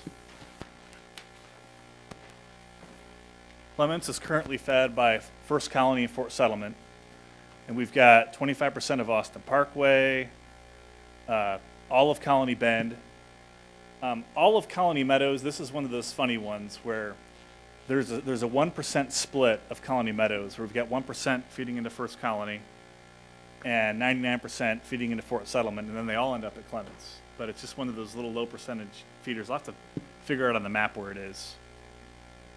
And then we also have Settlers Way. And what this does is, in order to pull that capacity, that enrollment into the center, what we've done is we've taken Cornerstone through Satartia into Clements. And I can tell you right now, this is a deviation from what we had in the facility master plan. And the reason is that at the time we didn't have the PASA data. And now that we're showing all that growth in that part of the district, that's why that Cornerstone move. Fort Settlement, Colony Meadows, and Commonwealth will all feed 100% through Fort Settlement into Clements. And Settlers Way, because of where the physical school is located, is going to split between Clements and Elkins, 50% going through First Colony into Clements, and then the other 50% also going through First Colony into Elkins. And the reason for this Fort Settlement, First Colony split here is because, again, because of our 11 high schools and 14 middle schools, we're not going to have perfect feeders there. But it kind of gives Elkins a natural middle school with First Colony, whereas Fort Settlement is going to be more of a Clements middle school. Now, there were some questions that we did look at it, so if you guys would like to see it, I have a slide on it about what happens if we just left it alone, where we have the current Riverstone area feeding into Fort Settlement. So it's something that we looked at, but this was the more clean feeder pattern where we have Fort Settlement being the exclusive Clements feeder. Okay, I have a question. Sure. Where are the Telfair lofts zoned to? Currently? Yes. I believe they're in Cornerstone. I can't really see on this projector. You see when Are they Colony Meadows? I think in 2012. Yeah. I think they are Colony Meadows. Okay, so as this is presented, they'll feed at Telfair. They'll feed into Colony Meadows, Fort Settlement, and Clements. Correct. Okay, that right there can overcrowd Clements. So I have a recommendation. What good it does is I would put them at Lakeview. Try a scenario at Lakeview to Sugarland Middle and Kempner. Is it okay to have a detached attendance zone? Currently do with Lakeview? I don't know, but if you have another, I'm just afraid we already have an apartment complex feeding Clements. I would hate to see two. I really would like to see you play with that. Okay. And then the next comment I have is we still have Cornerstone in a broken feeder pattern because they go Cornerstone, Sartartia to Clements. And I know that on our data we're seeing Fort Settlement's population going down. Hmm? So is there another scenario would be to put Cornerstone at Fort Settlement? We looked at that, and part of the issue is then that would vastly underutilize Satartia. And so I'm not sure who we would put into Satartia to kind of offset taking Cornerstone out. Okay, so we've looked at it. You have looked at it, okay. I think I would just like to see those Telfair lofts be looked at again, because we have Clements being utilized at about 94, 95%. If this recommendation was approved, I think those lofts would stick it over, so. Okay, we'll take a look at it. Okay, thank you. Mr. Rosenthal? Mrs. Bailey, what lofts are you talking about? Lofts. One's by Costco, across the street from Costco. Oh, okay. I do want to add that the PASA numbers are reflective of those, but that may be something that we ask them to take a closer look at. If they're zoned to Colony Meadows, Fort Settlement, and Clemens, they will fill up with kids. Okay, do you have a comment? I have a comment on this, just picking up on what Mrs. Bailey said. When we look at Satartia being split 3 ways, while the elementary kids stay together, I'm concerned that that's not necessarily a good plan. When I see those small percentages going from the middle school to the high school, at least a yellow flag is going up in my mind. So one thing that we did look at is we did look at taking both Brazos Bend and Walker Station into Travis, and that was a scenario that may work. But I know that there was a desire to possibly get them, get new territory into Austin. Right. And it's kind of a domino, because Aliana is kind of the wild card, and it's one of those communities that's so large that it in itself, once it's built out, has the ability to overcrowd a high school. And so keeping that split at Airport kind of makes that new territory split necessary, because if we put all of new territory into Austin, then we may need to put all of Aliana into Travis, which not necessarily in the 5-year plan, but eventually may overcrowd or overutilize Travis. Okay, and this is just one example, because when I also look at this Clemens feeder pattern, you've got 50% of Settlers Way going into First Colony, and then that small group of kids going on to Clements. So that's a very small group going together, because they'll go into First Colony, and then they'll be the only group that leaves First Colony and goes into Clements. And I'm not sure that meets our objective of keeping kids in a cohort, so that as they go into middle school and they're making new friends, then they're keeping a good percentage of those friends as they can move forward into their high school. So those are my comments, and that comes up in a number of places, and I'll be pleased to point them out. And I think, just to add to that, I had discussions with you about Settlers Way, and the reason why it's split is because Riverstone feeds Settlers Way. Okay, and that's why you see the split to Clements and Elkins from First Colony. So I talked to Scott to see if we can come up with some scenarios to get those Riverstone folks back at Austin Parkway once 47 is built, that perhaps we can go ahead and fix that split at that time. That make sense? Yes, that makes sense. It still becomes, what, about a third of the First Colony population, though, right? Or only, sorry. I think, to be honest with you, it's always been that way. First Colony has always been 2 high schools, and then it went to 3, then to 4. First Colony, it's always been that way. It's one of those middle schools that kind of fit in the center. And I don't think there's ever been a problem in the past with the folks going to Clements and the folks going to Elkins. So I don't really have a problem with that split. But again, we can address it because we do have Austin Parkway to utilize. It's one of those, it has to do with where the school is physically located, because you have Settlers Way and First Colony right here. And I mean, if you look at the current Clements boundary, again, this is because of our 11 and 14, this is a high school that happens to have two, versus like a Hightower, say, that doesn't have any middle schools within its current boundary. And so this is just one of those challenges that we have, that this is, there's going to have to be splits from middle school to high school somewhere. Right, and I understand that. I just feel for the kid who leaves all their friends and has to go to high school. All right, let's move on. Okay, Dulles. Dulles was pretty simple.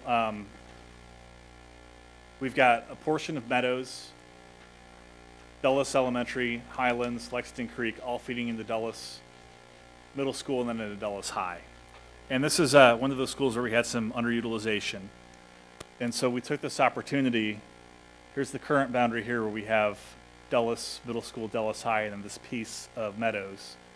And what we did is we took about 66% of Barrington Place and moved it into the Dulles feeder from Kempner. And it was one of those things where I would like to have taken the entire school, but this road here just seemed like a nice natural boundary. And so we're going to have about 66% of Barrington Place feeding into Dulles, and then Dulles High, and then 33% over here feeding into Sugarland Middle, and then Kempner. And this also cleans up the Meadows split, where, as you can see currently, we have this portion of Meadows that feeds into Dulles, and then up here, this portion feeds into Sugarland and Kempner. And so it cleans that up, makes it a pure feeder, and boosts the enrollment at Dulles up into the 90s. Any questions on Dulles? Mr. George? Yeah, I have a curiosity question here. You know, leaving Lexington Creek, even the projected plan, it shows 60%. Mm-hmm. Any specific reason why that? I didn't want to change boundaries just to change them, and I didn't see a reason to change that boundary for the reason of the feeder, because it's already 100% feeder. Okay. And so it is something that we could look at to see if we could rebalance within those schools, to see if we could better balance the utilization. Yeah, it simply makes sense. Okay.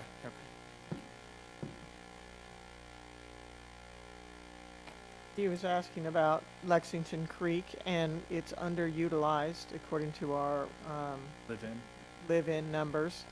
And is there possibilities for rebalancing? And so he would look at that. But he did, on this pass, there wasn't an effort made to just move boundaries to move them. Yeah, I would leave Lexington Creek. My view is we tried to move, they were trying to be moved in the past, and there was a big uprising. And Lexington Creek, KP, is in an aging part of the community, First Colony, basically. So there's a lot of empty nesters, which is why Lexington Creek is underutilized. But it could be an elementary school we can move a program to also, or put a program there, or transfers. You know. All right. Comments, Mr. I was going to say the same thing, because there's really not much you can do with that, you know, being where it is. But that's the perfect place where you look at that and say, programs. So, or, you know, open enrollment. Okay. All right. Thank you. Okay, Elkins. Elkins is currently fed by pieces of 4 middle schools: Quail Valley, First Colony, Lake Olympia, and Fort Settlement. We've cleaned that up quite a bit, making the only 2 feeders that would feed into Elkins Quail Valley, which would be 100% of Lantern Lane and 100% of Quail Valley Elementary. Elementary schools that would feed through First Colony would be Austin Parkway, all of it, all of ES 47, and that other half of Settlers Way that we were talking about. And what's absent from this feeder pattern is Palmer, and we'll talk about that more when we get to Hightower. But that other half of Settlers Way doesn't bothers me as much, because they're going with the 75 or 80%. Correct. So that you know is a pretty good, you know, ratio, if you will. It's the other kids in the other half. Do we have comments on this one? Let me just talk through this real quick. So 47 would be composed, as I have it drawn, only of the Commonwealth boundary. I haven't pulled anything off of Settlers Way, just because of the projected growth that is in that area that's just currently in the Commonwealth boundary. We did talk about potentially taking part of this, and because we have, I think, Commonwealth a little underutilized now, taking a portion of the area that we have zoned to Riverstone and leaving it in Commonwealth. And that's something that we're waiting for the PASA data to become more granular to be able to do. But that's something that we are looking at. And this does take this does take Palmer out of the Elkins feeder and into the High Tower feeder. And the reason for the removal of that is because of all this projected growth that's in here. And again, as this growth occurs, it's going to happen from elementary up. So we may not see these numbers necessarily in the first 5 or 10 years, but we know it's coming just based on the sheer number of housing units that are coming in. And so I believe that the utilization at Elkins goes from either 90 or over 100% down into the 80 percentile. And that's because we want to make room for that growth. And again, it's pushing students to where we have that capacity. Any questions on Elkins? Yeah. I like this one because you really are eliminating those crazy fingers from the current. I guess want to point out that we have elementary school 47 opening at 95%. Yes. And I just want to remind everybody that's a 1,200 student school. So I am with Ms. James to definitely, when we draw those boundaries, I'd like to leave some capacity there. So okay. Think of those surrounding schools that are going to go down. Mr. George? Yeah, I know we had this discussion in the past. If you really look at the Fort Settlements Middle School, either Fort Settlement or First Colony, you're splitting it. First Colony is going to split, okay? Mm-hmm. So why make any difference, either whether you split First Colony or Fort Settlement? Because the reason I'm asking is, if you really look at that boundary, you know, some of the Riverstone residents, Fort Settlement is a walking distance. Mm-hmm. Okay? And if they wanted to go to First Colony, is going around, and it is 3-4 miles to go. So why it makes sense, it is not zoned to Fort Settlement, but to First Colony. I did this alternate just to kind of see what it would look like. And so this is what would look like, I think, what you're talking about. If we took Riverstone to Fort Settlement and then to Elkins. And so it would be that 33% of Fort Settlement that would split off and go to Elkins, and the other 66% would go to Clements. And so it kind of maintains more of the current split. Okay. But it doesn't, again, we had Elkins splitting 2 ways, and now we have it splitting 3 ways. And so I guess that's a question for you all is, do we want to impact less students or clean the feeders up? That's kind of a fundamental question. And so this is just a scenario that I ran, and the balance is pretty good, but it isn't necessarily following the concept of getting to those more aligned feeders. So if you use this alternate, and that's going to bring down the utilization at First Colony Middle, and we are anticipating to build out there, correct? That's correct. It is scheduled to have a addition. Okay. And does anyone know how many seats that is? 200. What it says here? Oh, okay, I'm sorry. So it doesn't make any sense to me. That's what I'm trying to say. I mean, you know, so it doesn't personally affect me. I don't have anybody. I live in Riverstone. I don't have anybody currently attending Fort Settlement. But there's a lot of parents. I think this is a much easier way to get to school and come back if they take their children. And in my opinion, because I live there, I know the place, I think that makes more sense. That's my opinion. Thank you. Okay. So thank you, Mr. Leopold. So this is an alternative. This is an alternate. And the question I'm hearing is, do we want to split? This would enable First Colony to be split a little more evenly We're still looking at a three-way split for Satartia. Correct. And now we add the split of Fort Settlement. Correct. So now we'd have three middle schools feeding into both Elkins and Clements. Okay. So we don't have to decide that tonight, but that's an interesting thing to ponder and philosophically for us to understand. Is that the route we want to go down or not? And do you have comment? Yeah, I agree with what Mr. George is saying. We actually save some money doing that as well by not having to build the addition at Elkins.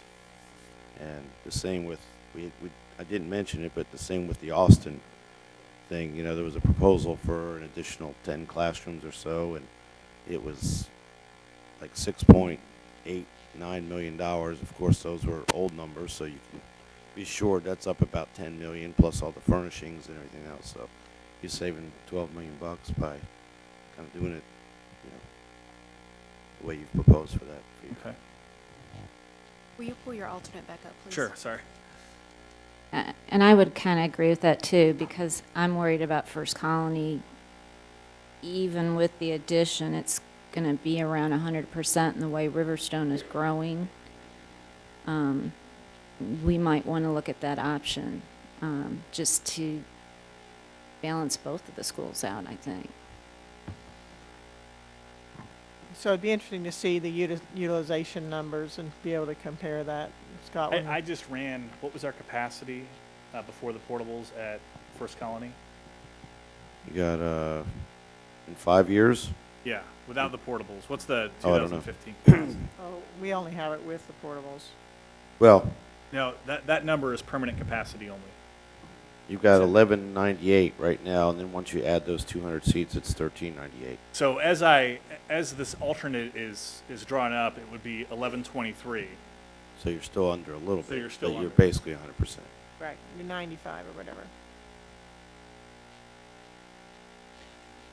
And it still allows for a 50-50 split at First Colony. So not just a small percentage of kids from First Colony going one way. Now, the only other piece that I think is noteworthy, or it's not the only thing, but this has Colony Bend feeding through First Colony, not Fort Settlement, to balance that. But that's 100% though.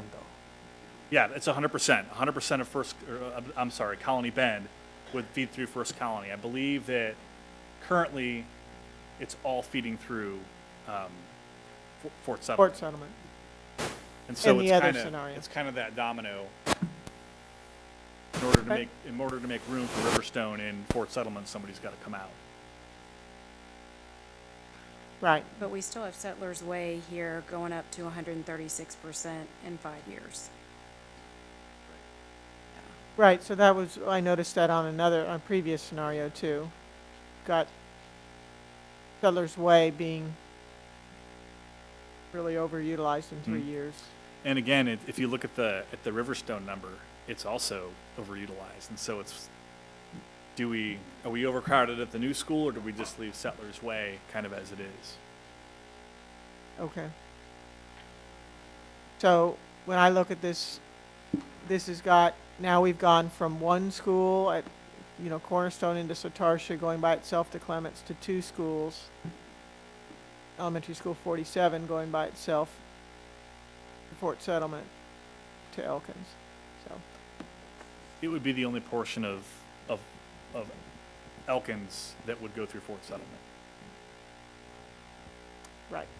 So I know how that goes. So let's keep going. Okay.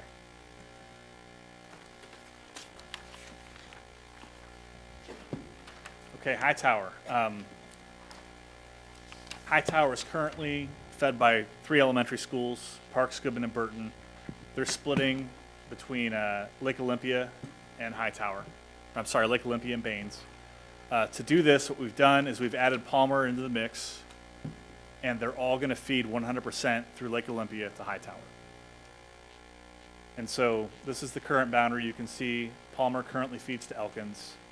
And in the new boundary, we finally have a natural middle school within the Hightower boundary by doing this. And all these students would naturally feed in there. And in order to offset this Palmer influx, what we've done, and also to relieve overcrowding from Goodman and Burton, is we've taken that area that is east of 521 south to Heritage Rose. And so those students would go Heritage Rose, eventually Middle School 15, but they would stay at Baines for the time being until 15 opens. They're already at Baines, and then to Ridge Point. And so that cleans that up. All right. And we have Parks Elementary overcrowded in 3 years. 156. Well, in 3 years it's 130, but it says it's 103 right now. Correct. There wasn't enough room at Heritage Rose to get them all the way down there. Right. Well, that's okay. I'm just pointing it out because we want to know where the hot spots are, and that's because we're trying to look at this overall. We need to understand where those hot spots are. Okay. So I'm just saying it out loud. Sure. So. All right. Any more comments on this one? All right. Moving to the next one, Kempner. Okay, Kempner is currently fed by, again, four middle schools. It's kind of a theme here. Sugarland is a 100% Kempner feeder currently. Garcia, Satarsha, First Colony, and we've got Lakeview feeding through Sugarland and First Colony into Kempner. I believe this First Colony part is the triangle, I think is what we're lovingly calling it. Yes, that's a nice way to phrase it. And that has, and in this proposal, I've moved that down into, I believe it's Colony Meadows, into Fort Settlement, and then into Clements. And so that portion is no longer feeding into Kempner. Okay. And so what we've done here is we're left with 25% of Lakeview feeding through Sugarland, because remember the other 75% is going to go through Garcia into Austin.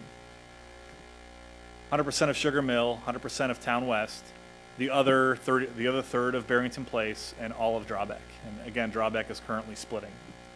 60% to Kempner, 40% to Austin. And so we've eliminated that split. And we also have this whole school split of Fleming coming through Hodges Bend. And so that's a 20% split at Hodges Bend, but it is a whole school. It's I think 300 or 400 kids. I mean, it's not just a little, I guess, onesie twosie. It's a whole school split. Right. But there's like 100 or 120 or something in a grade level, so. Okay. And so here's the current Kempner boundary. We have this portion coming down, and currently the Cornerstone students are zoned to Kempner.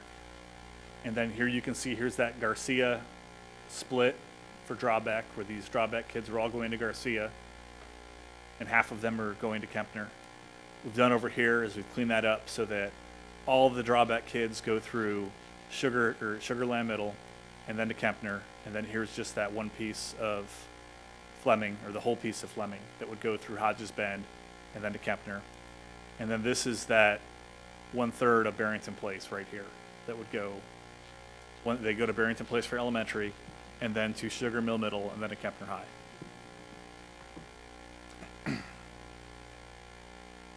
Okay, so to me, it's the same situation, that Fleming group going into Hodges Bend, leaving Hodges Bend to Kempner. They're a small percentage leaving their middle school, going to a different high school. Do we have any other comments or questions on this feeder? Because it's okay the other way around. When you have a small percentage going from elementary to middle school, but then the entire middle school is going to the high school, that's a different scenario than when it's reversed.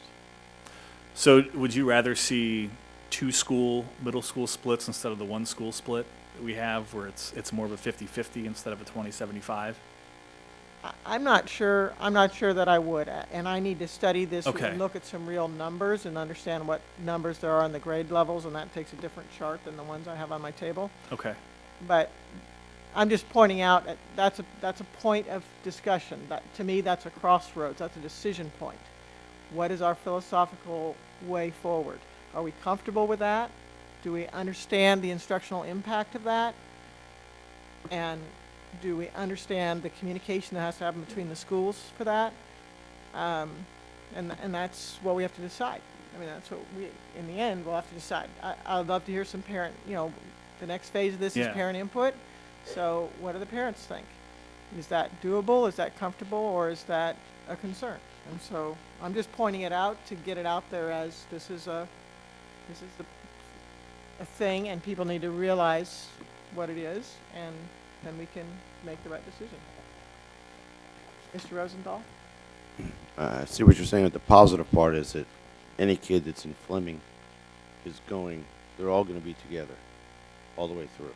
Correct. So that helps them in their transition from elementary to middle school. That's a very comfortable transition. But then when they have to go to high school. Some of their friends from middle school are going elsewhere. Right. And if it's only 20% of that school, it's only 1 out of 5 friends. Right. So, or, that just is a smaller number. So Except that all the kids they really grew up with from the very beginning, they're all going. Right, and they've been with them all along, so in theory there's still some relationships. Exactly. But as a mom who knows, now my kid's going to make all new friends at that next school, or, a lot of new friends. I don't know who these kids are, and, they're 14, he or she's 14 or 15 years old, and it's a little harder to get involved and to get to know the moms and so forth and the other parents. So, just a thought. Okay. So, thanks for understanding me, Dave. All right, looking at Marshall. Okay. Woohoo, I love Marshall. Look at that. Yeah, Marshall. I'm gonna flip over here first because I think this is easier to illustrate it right here. Currently, there's a little piece of Lantern Lane that is feeding through Quail Valley into Marshall, and then a little piece of Blue Ridge that's feeding through McAuliffe into Marshall. And they're relatively low percentages, so I just cleaned these up and took 100% of Lantern Lane into Quail Valley into Elkins, and 100% of Blue Ridge into McAuliffe into Willow Ridge. And so what we're left with is Armstrong, Glover, Jones, and Hunters Glen, 100% up through Missouri City into Marshall. And Glover and Jones aren't splitting anymore. I'm sorry? And then Glover and Jones are not splitting anymore. Correct. All right, any questions on that one? All right, next one is Ridge Point. Okay. This was my planning area in the master plan process, so I know this intimately. Hi, Kathy. But you didn't know FM 521. Yeah. I think I called it Texas 521, and I was promptly corrected. Well, we're glad to educate you, Scott. Okay, so currently we've got Schiff splitting between First Colony and Baines, and that's because we have Ridge Point down here, and it currently only has one middle school. And so those kids got to go somewhere for middle school because there's just too many kids in the Ridge Point feeder for Baines. And so that's that Schiff where we've got 70% of Schiff going through First Colony and then to Ridge, then back to Ridge Point. And then we've got the other 30% going through Baines and then to Ridge Point. Scanlon Oaks, Sienna Crossing, and Heritage Rose all feed Baines and then into Ridge Point. Now, what we've done here is we've added another middle school into the scenario. This is Middle School 15, Sienna South, which would open 2017, 2018.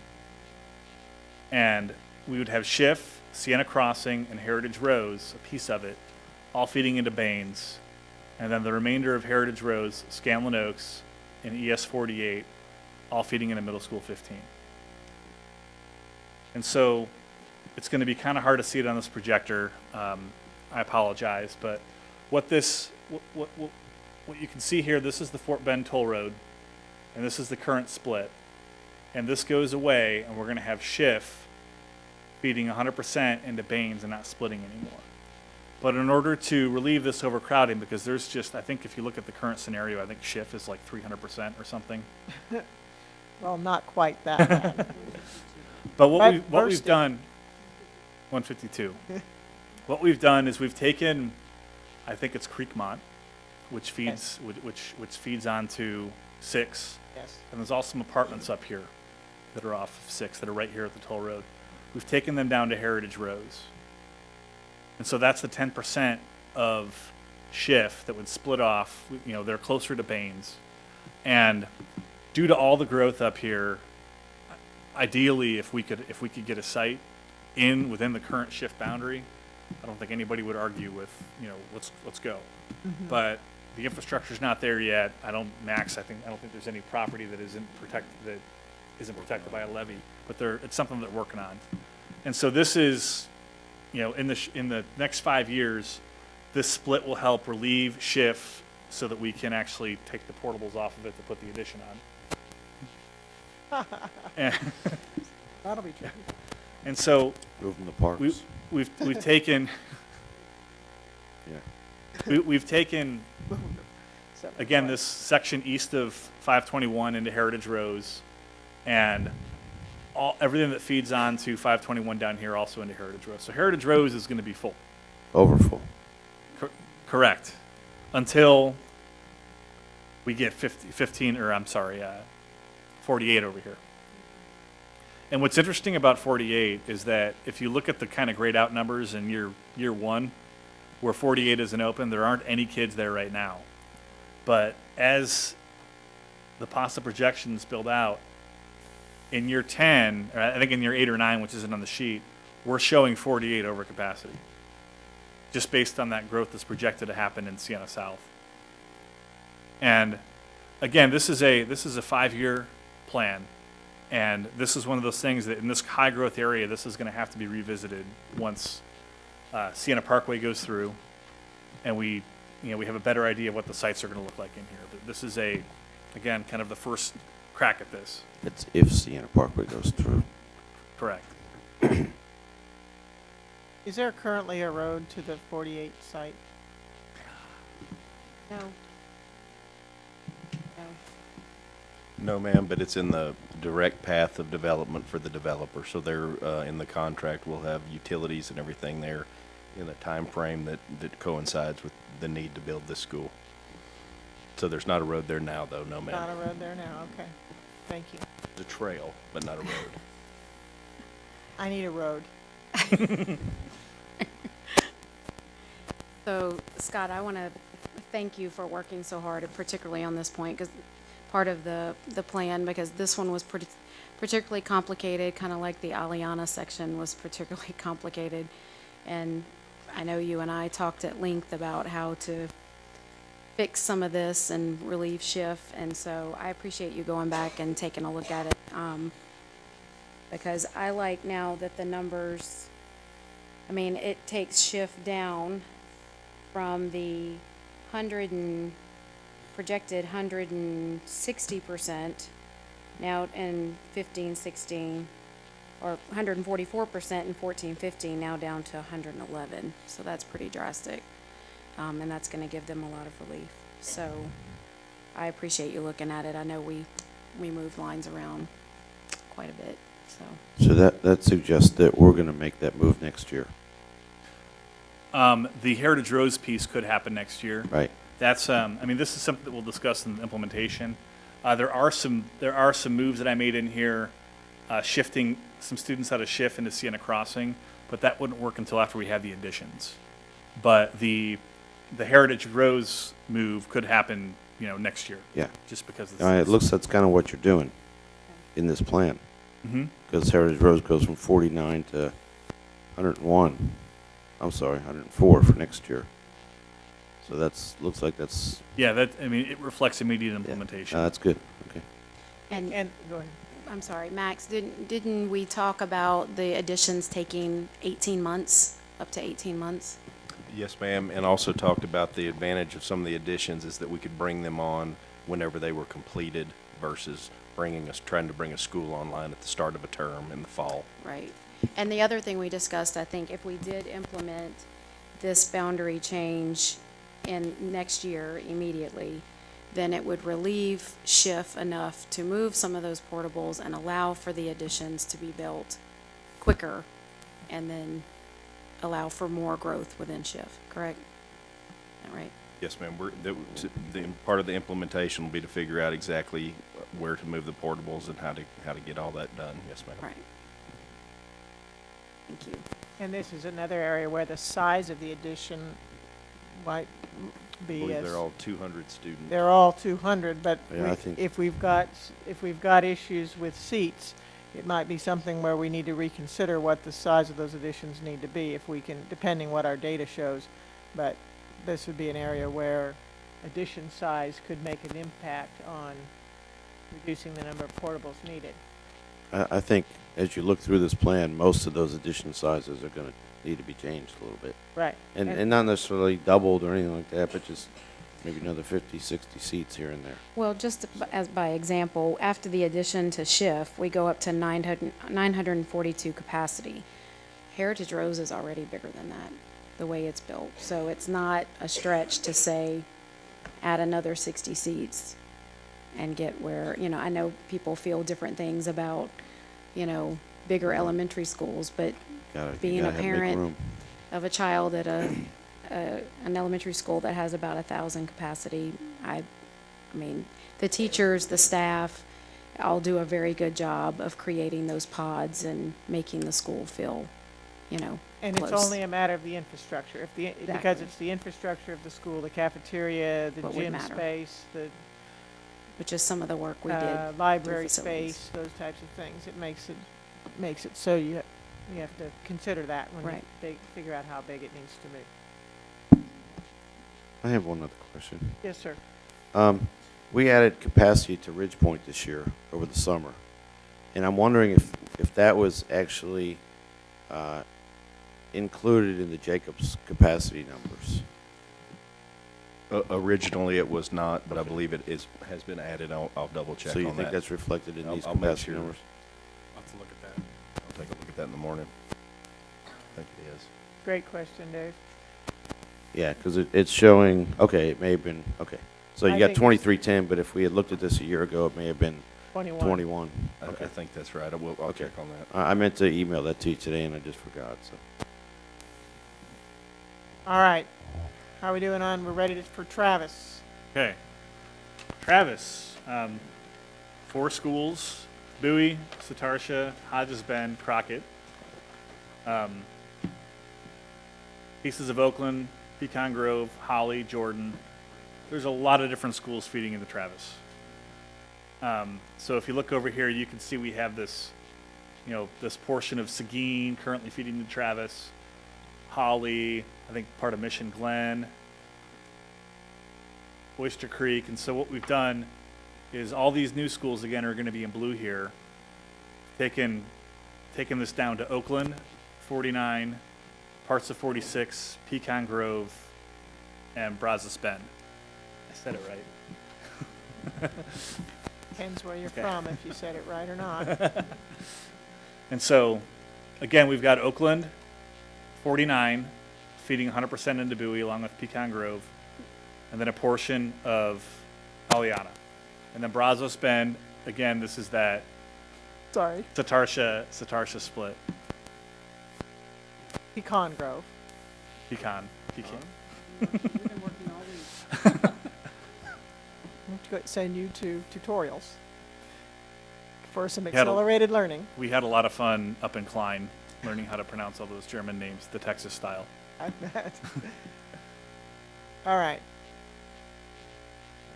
So one thing that we kind of noticed is that if we look at the utilization, we've basically taken Travis and swapped it out for Bush, because before we had this overcrowding at Travis, and now we've loaded up Bush.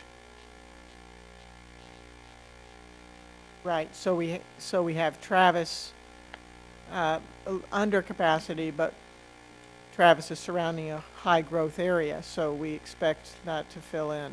Correct. I noticed that makes sense.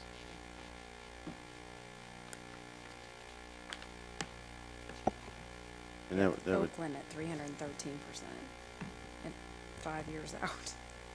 Well, that's in the current situation. Right, that's current. But we're doing something about that. What I'm saying, this is important. This one is It's important. important work. Yes, this one in particular. Oh, come on, Lori Hefkin can handle anything. I'm pretty sure about that.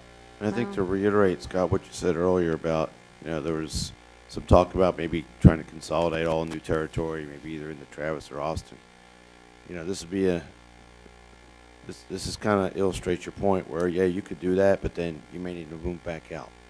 And so you kind of leave some room there in anticipation of the growth. it's a fundamental question. Do we want to get more kids into the same feeder for the time being, knowing that down the road, I think, due to growth, right. it may have to come out? I think the ping-ponging has to stop, and that's what everybody, I think, can agree on. And so what you're doing is you are leaving some space, to grow into. So I think that's good. My concern in here is how Pecan Grove goes well over 100%. And is that just? I'm not sure how much the PASA numbers really had in here because, they didn't really. The developers hadn't really laid out the plats yet and whatnot. We've seen them on for Harvest Harvest Green. So we kind of have a better idea on that, but that's not. We're in the process of working with PASA to get some of these subdivided further so that we can better refine the numbers. Okay. Yeah, because you've gone well down on Oakland, but now you've cranked Pecan Grove way up. So. Mm-hmm.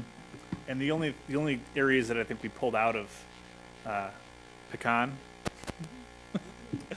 Yes, you're doing much better. Well done. Is this area? I think it's just south of. Is it Old Orchard? Yes, that's Old Orchard. That's what we pulled out of Pecan Grove into Aliana. So there wasn't a lot. I mean, we'll look and see what the development numbers are in here. I mean, this is the prison land, but there wasn't. We didn't make any drastic changes to the boundary as it is. Old Orchard is zoned That goes to Oakland. Yeah. Right now it's zoned to Oakland. Right, and I think, I don't know where you're going to put them Aliana.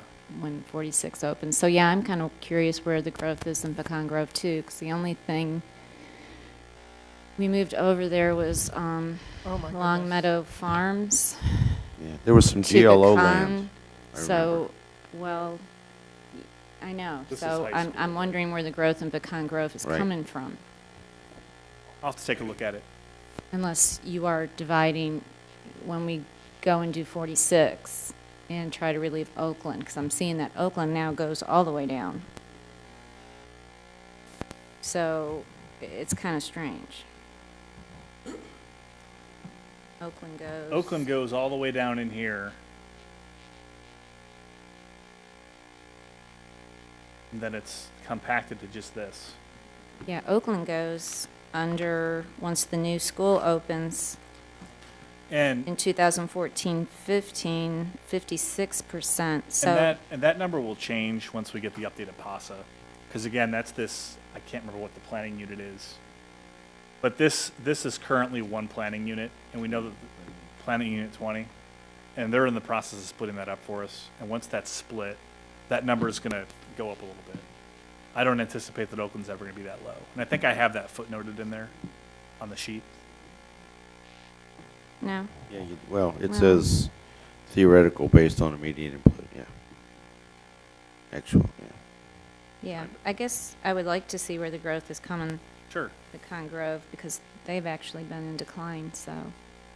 Okay, I'll take a look at That's it. why Oakland is so overcrowded, because we kind of left them abandoned. All right. One of the things I wanted to say is I want to make sure that when we present this to the community, that we do give them those, that we present very clearly those different scenarios, because I know we've had the opportunity to study this for a while and to talk about the what-ifs and, do the parents prefer that their students are zoned to, that the boundary is changed and then changed again when we open a new school, or do they prefer that their students stay where they are and then go to the new school when it opens? I want to make sure that they understand that that's an option for them to consider, because we've talked about it at length, and I know we've had time to come and spend with you and talk about those various options. So I want to make sure that we present that really clearly to the community so they understand that those are a couple of options that they have. Okay. And can give feedback on. Because I personally would like to hear what some of their feedback would be, you know, see what the residents think. Yeah, we can absolutely put a question on there about the double move. I think that's what you're referring to. Yes. Right. Okay. Yes. Great, great, Yeah. great idea. All right, any more questions on this one? So we need some more data on this one, it seems like, and that'll be coming, but good, thank you very much. So the last one is Willow Ridge, last but not least.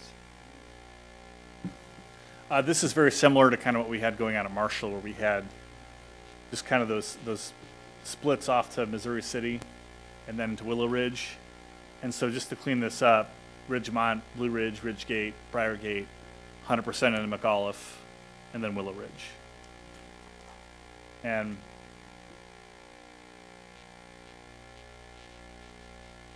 there's this piece of Jones that is currently feeding in through Missouri City into Willow Ridge. And so just cleaning up this line and aligning it with the existing elementary school boundaries.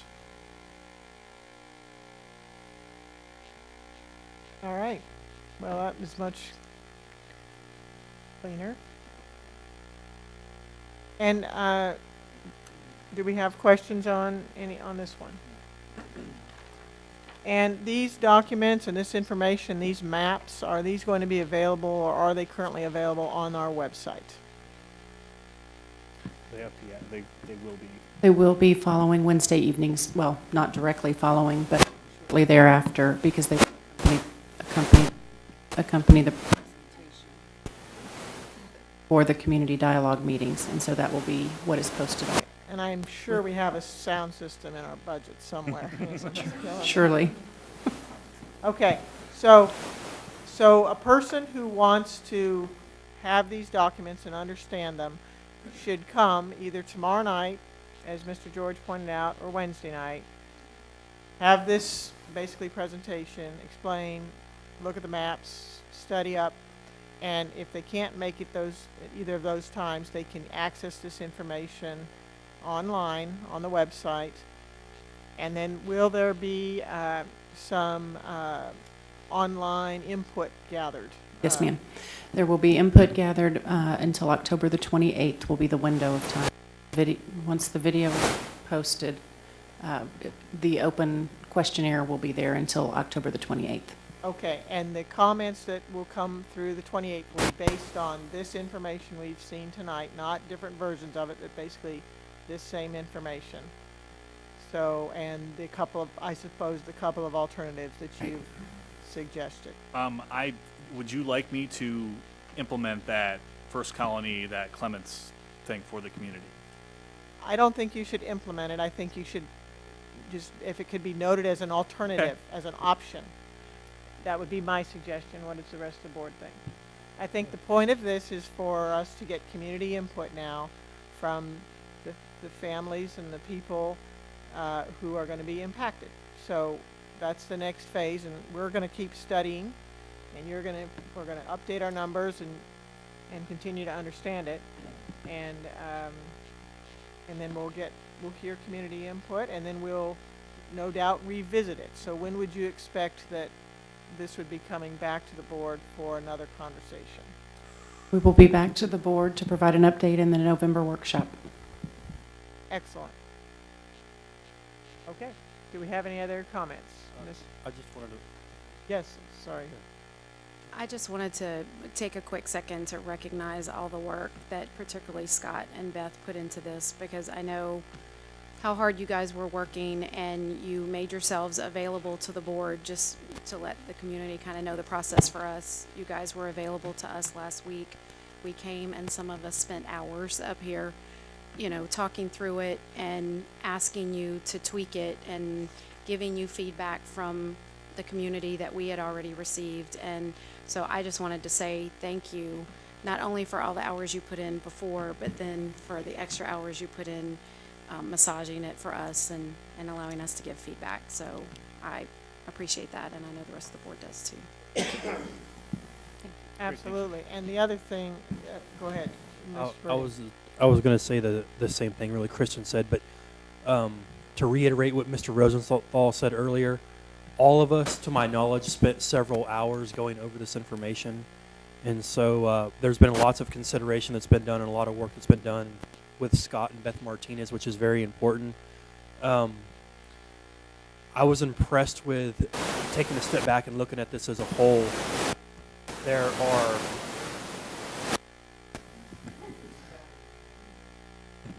although there were several considerations around the district, using what we currently have, it all makes sense. I don't know how to put that to make it more clear, but it couldn't have been more clear of all the work that you guys did, and I appreciate that. And we talked earlier about the conversation. I don't want to go back about we don't want to affect too many students with this change. At the same time, we want to stay true to our feeder patterns, and I just wanted to give my opinion about that because I think it's important for long-term planning. I don't want to affect students as anyone else doesn't want to affect students, but it's really important, in my opinion, for long-term planning to stay true to the clean feeder patterns. Thank you, Mr. Burdine, and I would just add to that what it appears we have here is something that is aligned with the policy that we approved at the end of the summer, that we worked on over the summer and we developed, and this seems to have taken that policy and put it into a plan, or at least the start of one. So that's exactly what we were looking for, and let's have some community conversation about it and get input. Do you have a comment, Mrs. Bailey? Yeah, I have a suggestion, actually, not a comment. The community has been asking for a total feeder pattern do-over, okay? So I think it's really important we get this right. So my suggestion is we only have 2 days to present this to get feedback. So once, I imagine you're going to go through the 11 high schools, and then we're going to get feedback. My suggestion would be to go ahead and get your Austin High School over here, Bush here. You'll have all your 11 high school maps spread out so the people that it impacts can go over to Austin and talk to, I would imagine, someone from the district administrative team. And you're going to record their questions and hopefully provide answers, because this is a pretty fast process with only 2 town hall meetings. And though you've done a great job using our policy, we are shifting now to a new transition plan that we want to implement quickly. So there's not a lot of, to me, I want to make sure that the community is heard. And that's what I would suggest, is just in the process, divide all these up into 11 high schools. If you have to put them in different rooms in Elkins and Travis, go ahead and do that and give the community an opportunity to speak and be heard and be answered. Because I've stood at a microphone and I've seen 200 people stand in microphones, and it's fallen on deaf ears. And I'm hoping that this process will be different, and we get at least an 80% community buy-in on here, because even though we're looking, God, these feeder patterns look awesome, I can tell you it's not going to look awesome to a lot of people. So I just want to make sure that we get the feedback and they're heard. And also, just the implementation timeline, if we can get started as quickly as we can, because one thing we haven't discussed tonight is grandfathering. Okay? And if we try to grandfather all these incoming sophomores, juniors, and seniors, this plan will take forever to implement. So I think the board has some really hard decisions to make on the grandfathering in our high schools particularly, because we have no policy written on grandfathering. Thank you, Mrs. Bailey. Do we have any other comments? Okay, thank you, Ms. Martinez, for your hard work and for leading this effort and presenting it to us in such a clear way. We appreciate everything very much. And Mr. Leopold, thank you for being here tonight. My pleasure. My pleasure, too. Next item, we have closed session. So the board will now convene in closed session for the purpose of a private consultation with the board's attorney on all matters, including personnel matters.